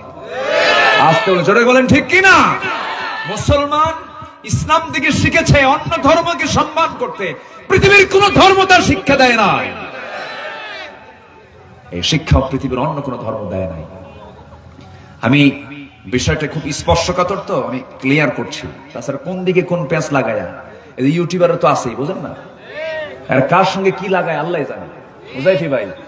এই জন্য আমি বিষয়গুলো ক্লিয়ার করতেছি যে হুজুর তো এখানে মনে হয় মূর্তি ভাঙ্গার জন্য খুব বলে থুয়ে চলে গেছে। না, ভুল বুঝবেন না, এগুলো আমি খুব স্পর্শকাতর বিষয়টা, এই জন্য আমি ক্লিয়ার করছি। অন্য কোন ধর্মকে গালি দিতে নিষেধ করেছেন মুহাম্মদ সাল্লাল্লাহু, অন্য কোন মূর্তিকে গালি দিতে মানা করেছেন মুহাম্মদ সাল্লাল্লাহু, কিন্তু প্রশংসাও করতে মানা করেছেন মুহাম্মদ সাল্লাল্লাহু আলাইহি ওয়াসাল্লাম। এখানে কিন্তু কথা, কারণ প্রশংসা করতে গেলে ইমান আছে না গেছে? ইমান আছে না গেছে? মা দুর্গা গজে স্বরূপ আর উঠে স্বরূপ, এটা আমাদের বলার দরকার নাই। কোন ধর্মকে নিয়ে কোনো বাজে মন্তব্য করার দরকারও নাই। ইসলাম ছাড়া মুসলমান অন্য কোন ধর্মের প্রশংসা করার দরকারও নাই। ইসলাম একমাত্র, আল্লাহ নিজেই বলছেন, কোন দিন না, কোন ধর্ম না, ইন্নাদ-দীনা ইনদাল্লাহিল ইসলাম। কোরআনকে প্রশ্ন করুন, যদি আপনি আমার কথাকে যদি দোষী ধরেন তাহলে আল্লাহর কথার দোষ হয়ে যাবে। এখানে আল্লাহ বলেছেন কোন ধর্ম নাই, কি ছাড়া বলেন, কি ধর্ম ছাড়া? ইন্না মানে কি? ইন্না একমাত্র, দিন ধর্ম জীবন বিধান, ইন্নাদ-দীনা ইনদাল্লাহি, আল্লাহর কাছে মনোনীত দিন একটাই, তার নাম কি? এটা আমার কথা না আল্লাহর কথা? আমার বক্তব্য না আল্লাহর বক্তব্য? তাহলে আমার তো কোনো দোষ নাই। কষ্ট পাচ্ছেন নাকি আপনারা? আমার ভাইয়েরা, না ঠিক আছে না, আসো, তাদের ইনস্ট্রাকশন তো থাকবে, তাদের নির্দেশনা কিছু থাকবেই। আমাকে সময় দিচ্ছেন তো নাকি? বলি আলহামদুলিল্লাহ। এত সুন্দর মানুষ হয়, কোন লোকের নড়াচড়া নেই। আলহামদুলিল্লাহ, আলহামদুলিল্লাহ বলেন। আল্লাহ তাআলা বলছেন, তোমাদের জাতির পিতাকে, আরো জোরে বলেন, তার বয়স কত বছর হয়েছিল? মনে আছে আপনাদের? 80। চিন্তা করেন, আল্লাহ তাআলা তাকে দিয়ে এগুলো, এটা তো মানে ফুলফিল হয়নি। জাতির পিতা তো, আল্লাহ তাআলা এটাও ফুলফিল করাচ্ছেন। কত বছর বয়সে? 80 বছরে। এই জন্যই তিনি হয়েছেন মিল্লাতা আবিকুম ইব্রাহিম। সব অনেকগুলো ফান্ডামেন্টাল প্রাথমিক কাজগুলো সব আল্লাহ তাআলা ইব্রাহিমকে দিয়ে করিয়েছেন। আল্লাহু আকবার। তিনি আগুন থেকে নিষ্কৃতি পেয়ে গেলেন, বউকে নিয়ে রওনা দিলেন। বউকে নিয়ে রওনা দেওয়ার মাঝে, সে সময় কোনো সন্তান ছিল না। রওনা দেওয়ার মাঝে হঠাৎ করে জালিম শাসক এসে তার বউয়ের উপরে হানা দিল। বলল, তোমার এটা কে হয়? তিনি বললেন, যদি বলি বউ তাহলে তো ধরে নিয়ে যাবে, এটা আমার বোন হয়। কি হয়? ইন্নামাল মুমিনুনা ইখওয়া। দৃষ্টিকোণ ঠিক আছে, কোনো সমস্যা নেই, কিন্তু উনি বলে ফেললেন কেন? যে এই জালিম থেকে যেন আমার বউটা নিরাপত্তা পায়, মানে নিরাপত্তা নিয়ে যেন আমার কাছে থাকতে পারে। কিন্তু কাম হলো না। এরপরও তারা ধরে নিয়ে গেল। ধরে নিয়ে যাওয়ার পরে ওই জালিম রাজা সারা আলাইহিস সালাতু ওয়াস সালামের চরিত্র ধ্বংস করার জন্য, নষ্ট করার জন্য তার দিকে হাত বাড়ায়। হাত পা অবশ হয়ে যায়, পারে না। সে সম্পূর্ণ অবশ হয়ে যায়, বারবার চেষ্টা করে, কয়েকদিন ধরে পারে না। জেনার কাজে লিপ্ত হতে চায়, সে যখন ব্যর্থ হয়ে যায়, সেই জালিম রাজা বলে ফেললো, ও মহিলা, তোমার সঙ্গে আমি যেমন ব্যর্থ হয়ে গেলাম, আমার দরবার আরেকটা মহিলা আছে। এই মহিলাটাও, আমি যখন তার সামনে চলে যাই তখন আমার হাত পা অবশ হয়ে যায়, আমি আর তার সঙ্গে কোনো জেনার কাজে লিপ্ত হতে পারি না। আমি সেই মহিলা দিয়ে আমি কি করব? তুমি যেহেতু চলে যাচ্ছ, এই মহিলাকেও তোমার সঙ্গে দিয়ে দিলাম। তার নাম হলো হাজেরা। তার নাম কি? হাজেরা আলাইহিস সালাতু ওয়াস সালাম সারাকে টেনে নিয়ে চলে গিয়ে আল্লাহর পয়গম্বর ইব্রাহিম আলাইহিস সালামকে বললেন, ও আমার স্বামী, শুধু আমি একা আসি নাই, আমি আরেকজন মহিলাকে সাথে আনলাম। আল্লাহু আকবার বলেন। বিয়ে করে নিলেন ইব্রাহিম আলাইহিস সালাতু ওয়াস সালাম। হাজেরার পেটে আল্লাহ তাআলা প্রথম সন্তানটা দিয়ে দিলেন। একটা দুইটা পরীক্ষা নয়, আগুন থেকে বেঁচে যাওয়ার পরীক্ষায় তিনি পাশ হয়ে গেলেন, আগুন থেকে নিষ্কৃতি পেয়ে গেলেন। এবার পারিবারিক পরীক্ষার মধ্যে পড়ে গেলেন। সন্তান হলো 80 বছরে। কত বছরে বলেন? 80 বছরে। হাজেরার গর্ভে যখন সন্তান চলে এলো, সঙ্গে সঙ্গে আল্লাহ বললেন, যাও কাবার পাশে তাকে, ওই মহিলাকে রেখে আসো, হাজেরাকে রেখে আসো। যখন ঘোড়ার পিঠে চড়াইয়া, যানবাহনে চড়াইয়া যখন তাকে নিয়ে এসে, যখন কাবার পাশে মাকাম ইব্রাহিমের একটু পাশে জমজম কূপের ধারে যখন তাকে রেখে যাওয়া হচ্ছিল, সেই সময় কেউ বসবাস করে না সেই জায়গায়, কোনো লোকের বসবাস সেখানে নাই। রেখে যাওয়ার সময় শুধু বললেন, ও হাজেরা, তোমাকে এই জায়গায় থাকতে হবে। আল্লাহর নির্দেশনা পেয়েছেন নাকি? হ্যাঁ, আল্লাহর নির্দেশনা আসছে। সঙ্গে সঙ্গে হাজেরাও কম না, যেমন স্বামী তেমন স্ত্রী, যেমন বান্দা তেমন বান্দি। তিনি বললেন, আল্লাহর যদি নির্দেশনা থাকে, চুল পরিমাণ কোন আপত্তি আমার মুখ থেকে বের হবে না। এখন হাজিরা দৌড়াদৌড়ি করে কিনা বলেন? ইন্নাস সাফা ওয়াল মারওয়াতা মিন শাআইরিল্লাহ। সূরার নাম কি? আজকে সূরার নাম কি বলেন? সূরা হজ। হজ থেকে তো কিছু কথা তো আসতে হবে তো, তাই না? আমার ভাই আলোচনা আজকে আমার চিন্তা করে দিছে। প্রথমে আমার বন্ধুগণ, ওই যে সাফা মারোয়ার মাঝে সাই করে, একটা জায়গা আছে সেখানে রমল করে। রমল কি করে? রমল করে একটু দৌড়ায়। ওই দৌড়ানটা দিয়েছেন হলো হাজরা আলাইহিস সালাতু ওয়াস সালাম। এই দৌড়ানটার মূল শুরু করেছেন হাজরা আলাইহিস সালাতু ওয়াস সালাম। একবার না দুবার না, সাফা থেকে মারোয়া পর্যন্ত 7 বার দৌড়াদৌড়ি করেন, পানির জন্য ছটফট করেন। হাজরা আলাইহিস সালাতু ওয়াস সালাম সন্তানকে যখন ডেলিভারি করলেন, পৃথিবীর কোনো মানুষ নাই, সন্তান ডেলিভারি হয়ে গেছে, পানির জন্য ছটফট করতেছেন, পানি পাচ্ছেন না, দৌড়াদৌড়ি করছেন, পানি কোথাও কোনো খোঁজ পাওয়া যাচ্ছে না। আল্লাহ তাআলা ইসমাঈল আলাইহিস সালাতু ওয়াস সালামকে দুনিয়াতে পাঠালেন। জমজম কূপ আল্লাহ তাআলা কত আগে রেডি করে রেখে দিয়েছেন। জমজম কূপ সেখান থেকে সুন্দর করে ওপেন হয়ে গেল। পানি দিয়ে সেই পানিকে ঠেকানোর জন্য বারবার চেষ্টা করছেন, পারেন নাই। সেই পানি আজও কেউ ঠেকাতে পারে নাই। কিয়ামত পর্যন্ত এই পানি আল্লাহ তাআলা বান্দার জন্য ওষুধ আকারে দিয়ে দিয়েছে। গোটা দুনিয়ার মানুষ খায় এটা খায়, এটা পান করে না, এটা খায়। আসলে এটা খাদ্য, এটা হলো পানীয়। এটা কি? এটা পানি, এটা পান করা হয়। কিন্তু জমজম হচ্ছে খাদ্য। জমজমে শরাবও আছে, এখানে খাবারও আছে। কারণ পৃথিবীর সকল পানিতে যত ক্যালসিয়াম, ম্যাগনেসিয়াম, পটাশিয়াম আছে, তার হচ্ছে ডাবল ম্যাগনেসিয়াম, পটাশিয়াম আল্লাহ তাআলা জমজম পানিতে রেখে দিয়েছেন। জমজম পানি দিয়া আর আজওয়া খেজুর দিয়া মৃত্যু ছাড়া সমস্ত রোগের কাজ আল্লাহ তাআলা করে দেন। জোরে বলেন সুবহানাল্লাহ। বহু ক্যান্সারের রোগী ভালো হয়ে গেছে, বহু জটিল রোগী ভালো হয়ে গেছে। জমজম কূপের পানি, সব পানি পান করতে হয় বসে বসে। কিন্তু আমার নবী জমজম কূপের পানি পান করতে বলেছেন বসে বসে না, দাঁড়িয়ে দাঁড়িয়ে। আল্লাহুম্মা ইন্নী আসআলুকা ইলমান নাফিআ ওয়া রিজকান ওয়াসিআ ওয়া শিফাআন মিন কুল্লি দাইন। আল্লাহু আকবার। আমার ভাইয়েরা, এই জন্য যদি কোনো মানুষ জটিলতায় যদি পড়ে যান, এখানে যারা বসে আছেন এই কথাগুলো জানিয়ে দিবেন, জটিল রোগীকে জানিয়ে দিবেন। সূরা ফাতিহা পড়বে, সূরা ফালাক নাস পড়বে, সূরা ইখলাস পড়বে। এরপরে যদি কেউ যদি বানের মধ্যে পড়ে যায়, কোনো কুফরি কালামের মধ্যে পড়ে যায়, আজওয়া খেজুর যদি 7 দিন ধরে যদি 7টা করে সকালবেলা খায়, আল্লাহ রাব্বুল আলামিন বড় ধরনের সমস্ত কুফরি কালাম থেকে সেই বান্দাকে নাজাত দিয়ে দেন। আজওয়া খেজুর লাগিয়েছেন মুহাম্মদ সাল্লাল্লাহু আলাইহি ওয়াসাল্লাম। জমজম কূপের পানি, ওই যে ফোয়ারা শুরু হলো, হাজরা আলাইহিস সালাতু ওয়াস সালাম সন্তানকে নিয়ে সেই জায়গা থেকে পানি পেলেন। সেখানে একটা জনমানবহীন এলাকা ছিল, সেখানে বসতি গড়ে উঠলো। ইসমাঈল আলাইহিস সালাতু ওয়াস সালাম যখন ধীরে ধীরে বড় হতে লাগলো, বুড়া বয়সের সন্তান। কি বয়সের সন্তান? বুড়া বয়সের সন্তান। ইসমাঈল আলাইহিস সালাতু ওয়াস সালামকে কোলের মধ্যে নিয়ে খেলেন, আদর করেন।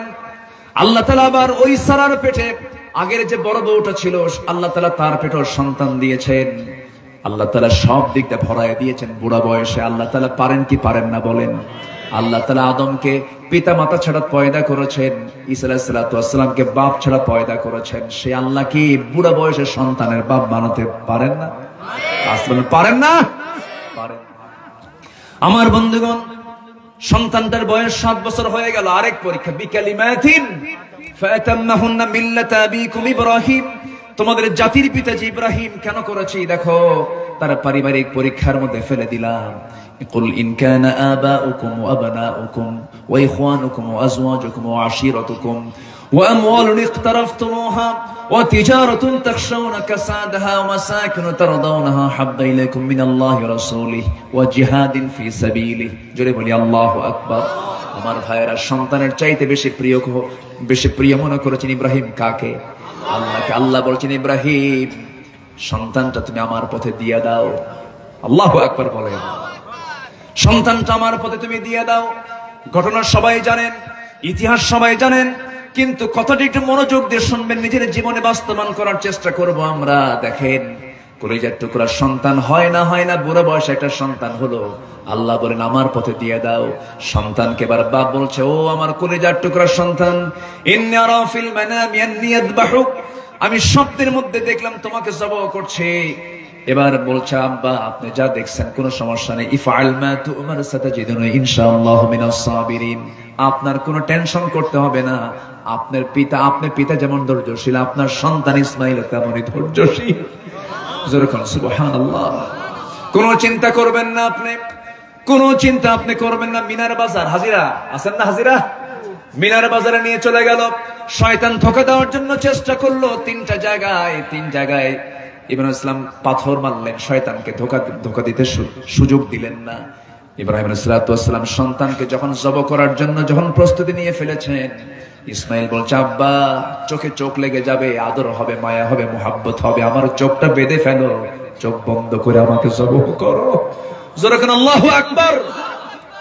আমার বন্ধুগণ, আল্লাহ রাব্বুল আলামিন তার এই কুরবানিকেও কবুল করে নিলেন। জান্নাত থেকে পশু চলে এলো, পশু কুরবানি হয়ে গেল। আল্লাহ রাব্বুল আলামিন বলছেন, লাইয়ানাল্লাহা লুহুমুহা ওয়ালা দিমাউহা ওয়ালাকিন ইয়ানালুহুত তাকওয়া মিনকুম। আল্লাহর দরবারে গোশত যায় না, রক্ত যায় না, আল্লাহর দরবারে পৌঁছে যায় হলো তোমাদের তাকওয়া। ইব্রাহিম আলাইহিস সালামের তাকওয়া কে পছন্দ করলেন বলেন? আসতে বলবেন না, কে পছন্দ করলেন? সামনে কোরবানি আসতেছে, গল্প করে, ভাই তুমি কত মন গরু আছে কিনা বলেন, তুমি কত মন গরু, কত লাখ টাকা আছে কিনা, আছে কিনা? কিন্তু আসলে কি কোরবানি কি গরুর মধ্যে না তাকওয়ার ভিতরে? কিসের ভিতরে বলেন? তাকওয়ার ভিতরে। আমার বন্ধুগণ, সাইয়েদনা ইব্রাহিম থেকে কোরবানি শুরু হয়েছে। এটাও জাতির পিতা হওয়ার জন্য কিছু যোগ্যতার দরকার আছে না নাই? কোরবানি শুরু করেছেন কোন নবী? খাতনা শুরু করেছেন কোন নবী? নিজের সন্তানকে জবাহ করে প্রমাণ করেছেন তিনি ভালোবাসেন আল্লাহকে কোন নবী? সকল শিরকের বিরুদ্ধে সংগ্রাম করে আগুনে পর্যন্ত নিক্ষিপ্ত হয়েছেন কোন নবী? قال إني جاعلك للناس إماما ملة أبيكم ইব্রাহিম। তার নামটা এখনো কত সম্মান দিয়ে রাখে। এমনকি আমেরিকার একজন প্রেসিডেন্টের নাম আছে আব্রাহাম লিঙ্কন, আছে না নাই বলেন? আব্রাহাম আছে, ইহুদ আছে, তারপরে ডেভিড বেখাম, দাউদ নামটা আছে, হ্যাঁ, এরকম করে বহু নবীর নাম খ্রিস্টানরাও রাখে। কিন্তু খ্রিস্টানরা, ইহুদিরা কিন্তু মোহাব্বত করে কিন্তু ফেরাউন নাম রাখে না।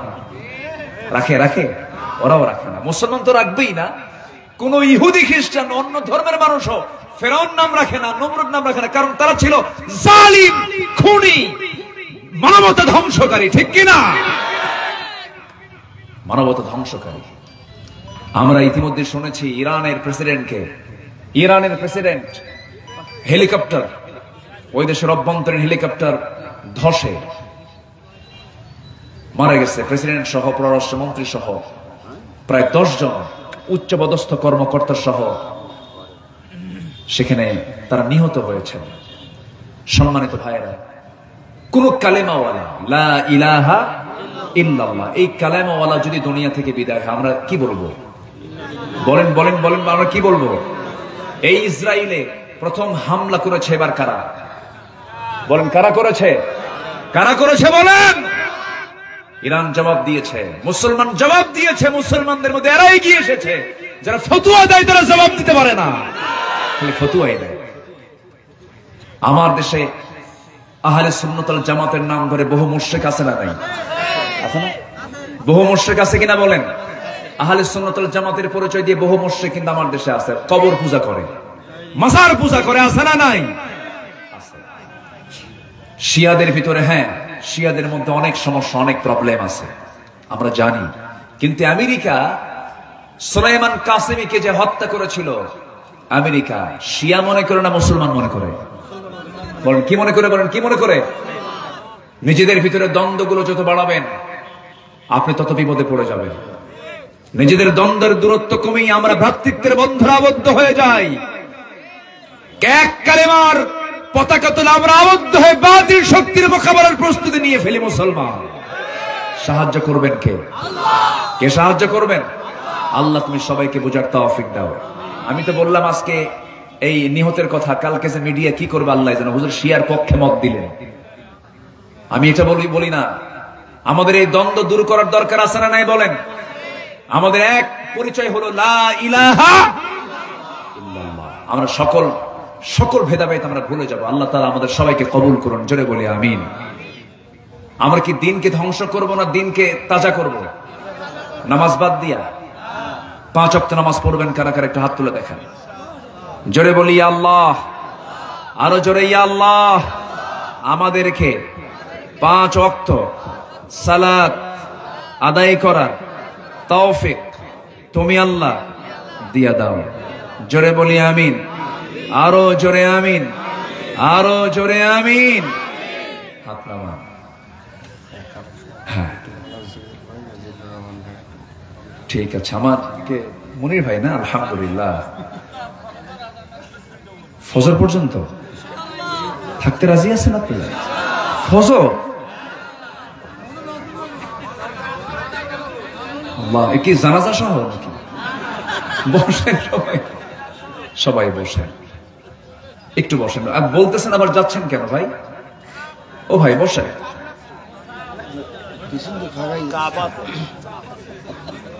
ও নিম্ন চাপ না, বিড়ি খাওয়ার চাপও আছে, কিন্তু বিড়ি খাওয়ার চাপ হলো ঊর্ধ্ব চাপ। হঠাৎ করে দরবার থেকে মতব্বর নেই, কই গেছে কোন ওনার ব্রেন ফ্রেশ করতে গেছে।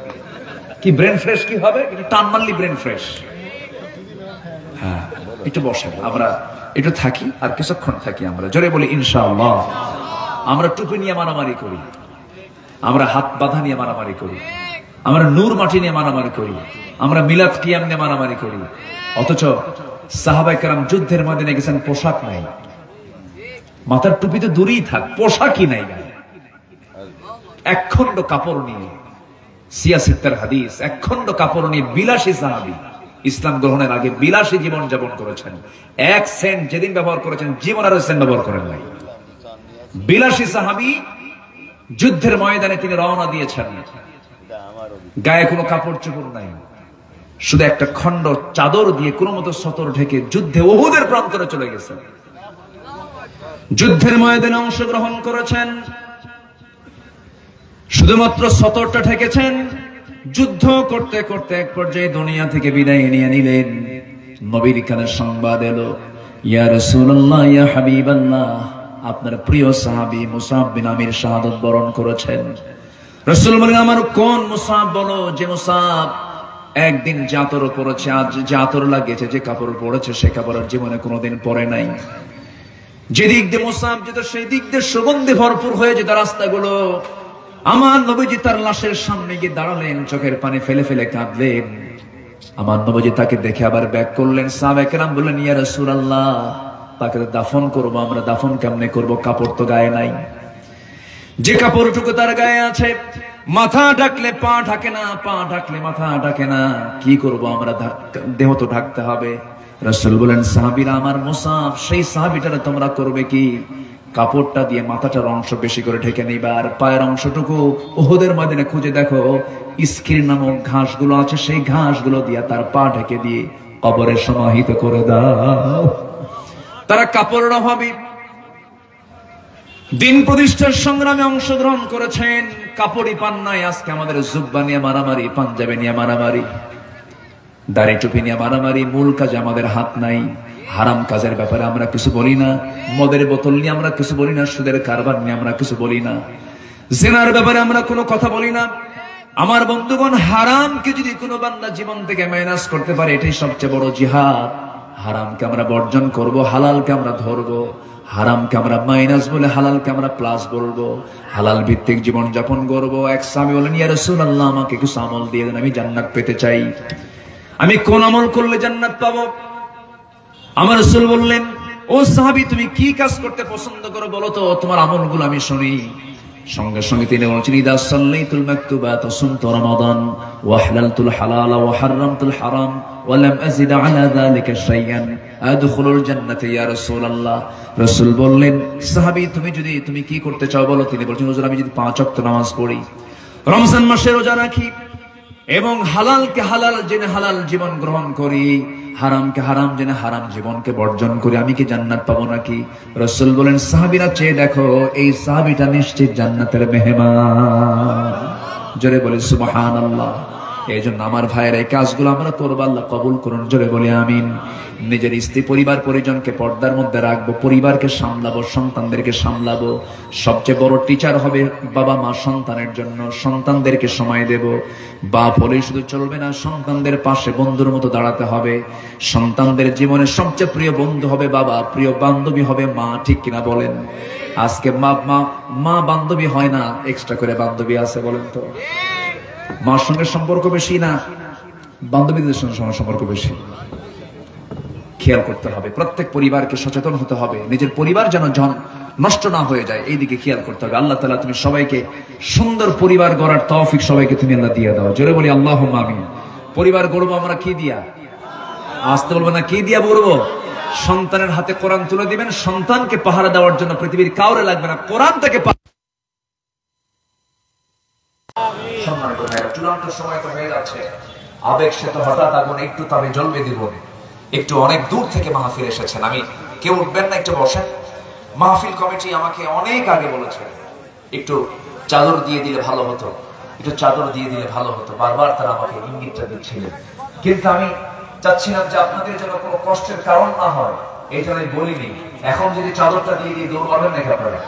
একটু বসেন, যতটুকু পারি আমরা ততক্ষণ সব কামাই করলাম, শুনে আমল করলে আরো ডাবল সব হয়ে যাবে।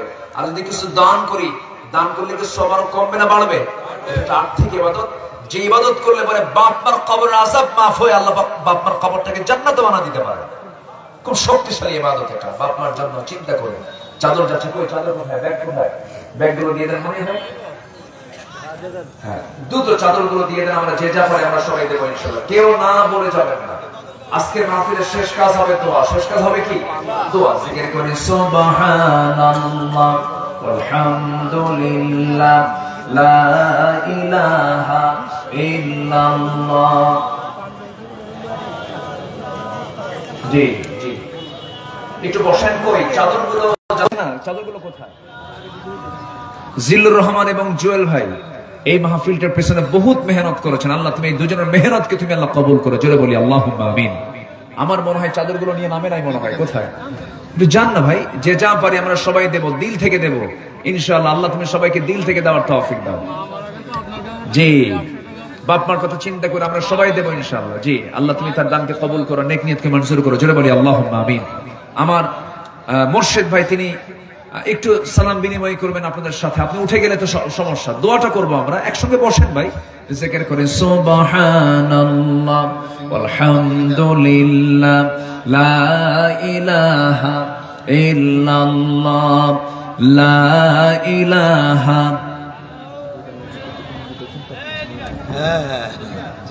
জিকির করেন সুবহানাল্লাহ ওয়ালহামদুলিল্লাহ,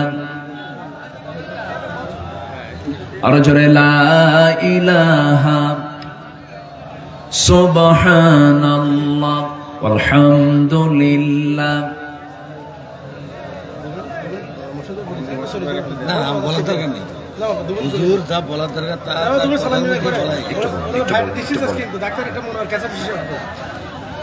জি, আমরা একটু বসি, যে যেখানে আছি আমরা দোয়ায় শামিল হই। আব্বা আম্মা তো ইন্তেকাল করেছেন, এত কৃপণ হবো কেন আমরা? আব্বা আম্মার জন্য দোয়ার দরকার আছে না ভাই? আর যারা চলে যাচ্ছেন আমার মনে হয় আব্বা আম্মার জন্য দোয়া করতে তারা খুব কৃপণতা দেখাচ্ছেন। একটু আমরা একসঙ্গে দোয়া করি, আল্লাহ সবার বাড়ি যাওয়া নিরাপদ করে দিবেন, নিশ্চিত করে দিবেন ইনশাআল্লাহ। একটু বসি আমরা, জিকির করে সুবহানাল্লাহ আলহামদুলিল্লাহ। হ্যাঁ অবশ্যই, মোর্শেদ ভাই আপনি কথা বলতে হবে। একটু সালাম, আপনি সালাম দিন ভাই। আচ্ছা, খাঁটি খাঁটি ইমানদার বেশি থাকবে। অনেক দূর থেকে আসে তো, অনেক দূর থেকে আসে তারা চিন্তা হচ্ছে বাড়িতে। বিসমিল্লাহ, লাইন দাও না। হ্যাঁ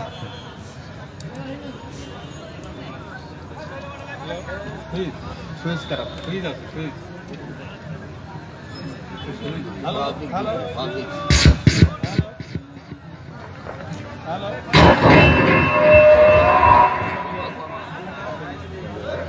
হ্যালো, বিসমিল্লাহির রহমানির রহিম। প্রতীকটা বলেন, প্রতীকটা বলেন। মাধবখালী ফুটবল মাঠ, মাধবখালী ফুটবল ময়দানে ক্লাস করে ইসলামী চর্চা সম্মানিত সভাপতি, মঞ্চে উপবিষ্ট যে বক্তা আছেন আলামিন সাহেব, উনি আগে থেকে আমার অত্যন্ত প্রিয় একজন মানুষ। আমি বেশি সময় নেব না, যেহেতু অনেক রাত হয়ে গেছে এবং মজার সময়। আগামী 29শে মে নির্বাচন, সেই নির্বাচনে আমি চেয়ারম্যান পদে প্রতিদ্বন্দ্বিতা করছি। আমি গোলাম মোর্শেদ, আমার প্রতীক হচ্ছে চিংড়ি মাছ। আপনারা ম্যাক্সিমাম মানুষ সবাই জানেন। আমি কুশকালী ইউনিয়ন পরিষদের সাবেক চেয়ারম্যান, এই উপজেলা পরিষদের সাবেক ভাইস চেয়ারম্যান। আমরা 5 ভাই, আমি সবাই বড়। আমার মেজো ভাইটা বিশ্ববিদ্যালয়ের প্রফেসর, আমার সেজো ভাই হচ্ছে ডাক্তার মনোহর হোসেন, পরের ভাইটা হচ্ছে ডাক্তার মুস্তাফিজুর, ছোট ভাইটা হচ্ছে চিফ জুডিশিয়াল ম্যাজিস্ট্রেট। এই হচ্ছে আমরা 5 ভাই। তো আজকের এই পরিষদে যাওয়ার জন্য আমরা যারা প্রতিযোগিতা করছি, অভিজ্ঞতার ঝুলি দিয়ে যদি মনে হয় যে সেই অভিজ্ঞতাটা আমার আছে। আর সবচেয়ে বড় জিনিস, আমি ইসলাম খুশি না, এটা মাথার মধ্যে রাখতে হবে। এমন একটা সময় ছিল যখন আলমগীর সাহেব বক্তব্য দিতে আসতে পারছিলেন না, আমি নিজে চ্যালেঞ্জ করে কুফর দ্বারা তাকে কুশকালীতে নিয়ে আসছিলাম এবং উনি হাজার হাজার মানুষের মাঝে বক্তব্য দিয়েছিলেন। একটা নজির যে আমার ইউনিয়নে আমি কখনো সভা বন্ধ হতে দিই না, এটা হতে হবে। ইসলাম যার জন্য আমাদের বাঁচা, পরবর্তীতে সময়ে আমি যে আমলটা নিয়ে পরের দুনিয়ায় যাব, সেটা যদি আমার কাছে না থাকে তাহলে আমি কি নিয়ে যাব? আজকে চেয়ারম্যান হবো, মেম্বার হবো, গম চুরি করে খাবো, কত ধান্দাবাজি। মৃত্যুর পরে কেউ কি বলবে যে চেয়ারম্যান সাহেবকে কই রাখছেন? বলবে তো লাশ কই নাকি? এইটা ভাবলেই তো আর কিছু হয় না। তবে একটা ঘোষণা আছে আমার, আমি যদি এই উপজেলা পরিষদের চেয়ারম্যান হতে পারি, আপনারা যে সে আল্লাহ রাব্বুল আলামিন আমাদেরকে সেই তৌফিক দেন, আপনাদের দোয়ায় বা ইচ্ছায় এই উপজেলা পরিষদে 14টা ইউনিয়নে আমি ইউনিয়ন পরিষদের চেয়ারম্যানদেরকে সাথে নিয়ে সর্বপ্রথমে স্বাস্থ্য খাতের জন্য অ্যাম্বুলেন্সের ব্যবস্থা করবে, এটা আমার ঘোষণা। আরেকটা জিনিস, যে সমস্ত ইউনিয়ন পরিষদের আওতায় মানুষ মারা যাওয়ার পরে তাদের লাশের কবরের ব্যবস্থা হয় না, সেই সমস্ত ইউনিয়ন পরিষদে, উপজেলা পরিষদ এবং ইউনিয়ন পরিষদের তহবিল থেকে গোরস্থানের ব্যবস্থা করা হবে। এটা হচ্ছে আমার ঘোষণা। আল্লাহ যেন আমাকে সেই তৌফিক দেন এবং ইসলামের খেদমতে যেন আমি থাকতে পারি, এটাই আমার জন্য দোয়া রাখবেন আপনারা। সবার প্রতি আমার সালাম। আসসালামু আলাইকুম ওয়া রাহমাতুল্লাহ।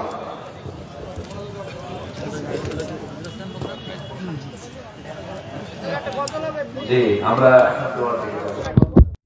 কি সময় দোয়ার সময় না এখন আল্লাহ আল্লাহ কি যে মধুর নাম, আল্লাহ আল্লাহ কি যে মধুর নাম, ধরার তামাম মনি মুক্তায় পান্নাহীরা সোনা দানায় হয় না তাহার দাম, আল্লাহ আল্লাহ কি যে মধুর নাম, ডাকলে ও নাম সোহাগ ভরে নিত্য জোয়ার প্রেম সাগরে, ডাকলে ও নাম মনেরই কাবায় নাচে রক্ত ঘাম, আল্লাহ আল্লাহ কি যে মধুর নাম।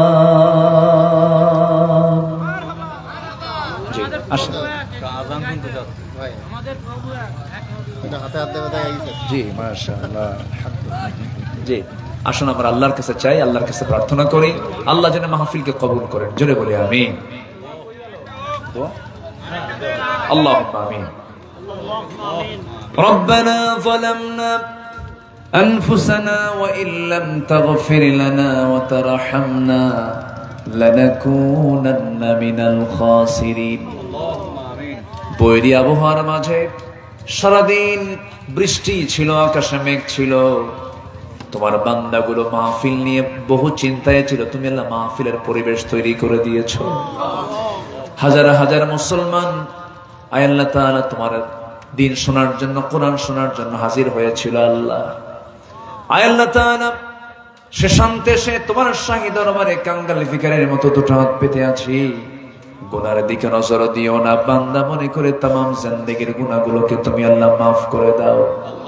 জনম দুঃখিনী মা যারা বিদায় নিয়েছেন, জিন্দেগির গুনাহগুলো মাফ করো, কবরগুলোকে জান্নাতের টুকরা বানায়া দাও। আব্বা আম্মার জন্য কি দোয়া তাও শিখিয়ে দিয়েছো, দিল থেকে হাতটা একটু উঁচু করে আল্লাহ শেখানো দোয়া পড়া আব্বা আম্মার জন্য মন থেকে সবাই বলুন, রব্বিরহামহুমা কামা রব্বায়ানি সগীরা, রব্বিরহামহুমা কামা রব্বায়ানি সগীরা, রব্বিরহামহুমা কামা রব্বায়ানি সগীরা। এমন ভাই আমার সঙ্গে হাত তুলতে পারেন, নিজের হাতে নিজের মাকে দাফন করেছেন, নিজের বাবার লাশ নিজের পিঠে বহন করে কবরস্থান পর্যন্ত নিয়ে চলে গেছেন। সেই বাবা নাই, সেই মা নাই, অনেকের দুনিয়া থেকে বিদায় নিয়েছেন, কবরের সমস্ত আযাব মাফ করে দাও, কবরগুলোকে জান্নাতের টুকরা বানায়া দাও। বিশেষ করে মাহফিলটার আয়োজন করলেন যারা, শোনার জন্য কষ্ট করে আসলেন যারা, বিনিময়ে কিয়ামতের কঠিন ময়দানে যেদিন কেউ কাউকে চিনবে না, এমনকি মা সন্তানকে পর্যন্ত স্বীকার করে বসবে, যেদিন মানুষ কাঁদতে কাঁদতে চোখের পানিগুলো ফুরে যাবে, চোখ থেকে রক্ত বের হওয়া শুরু হয়ে যাবে, সেই কঠিন মুসিবতের দিন এ মাহফিল সবার জন্য নাজাতের মাধ্যম তুমি আল্লাহ বানাইয়া দিও।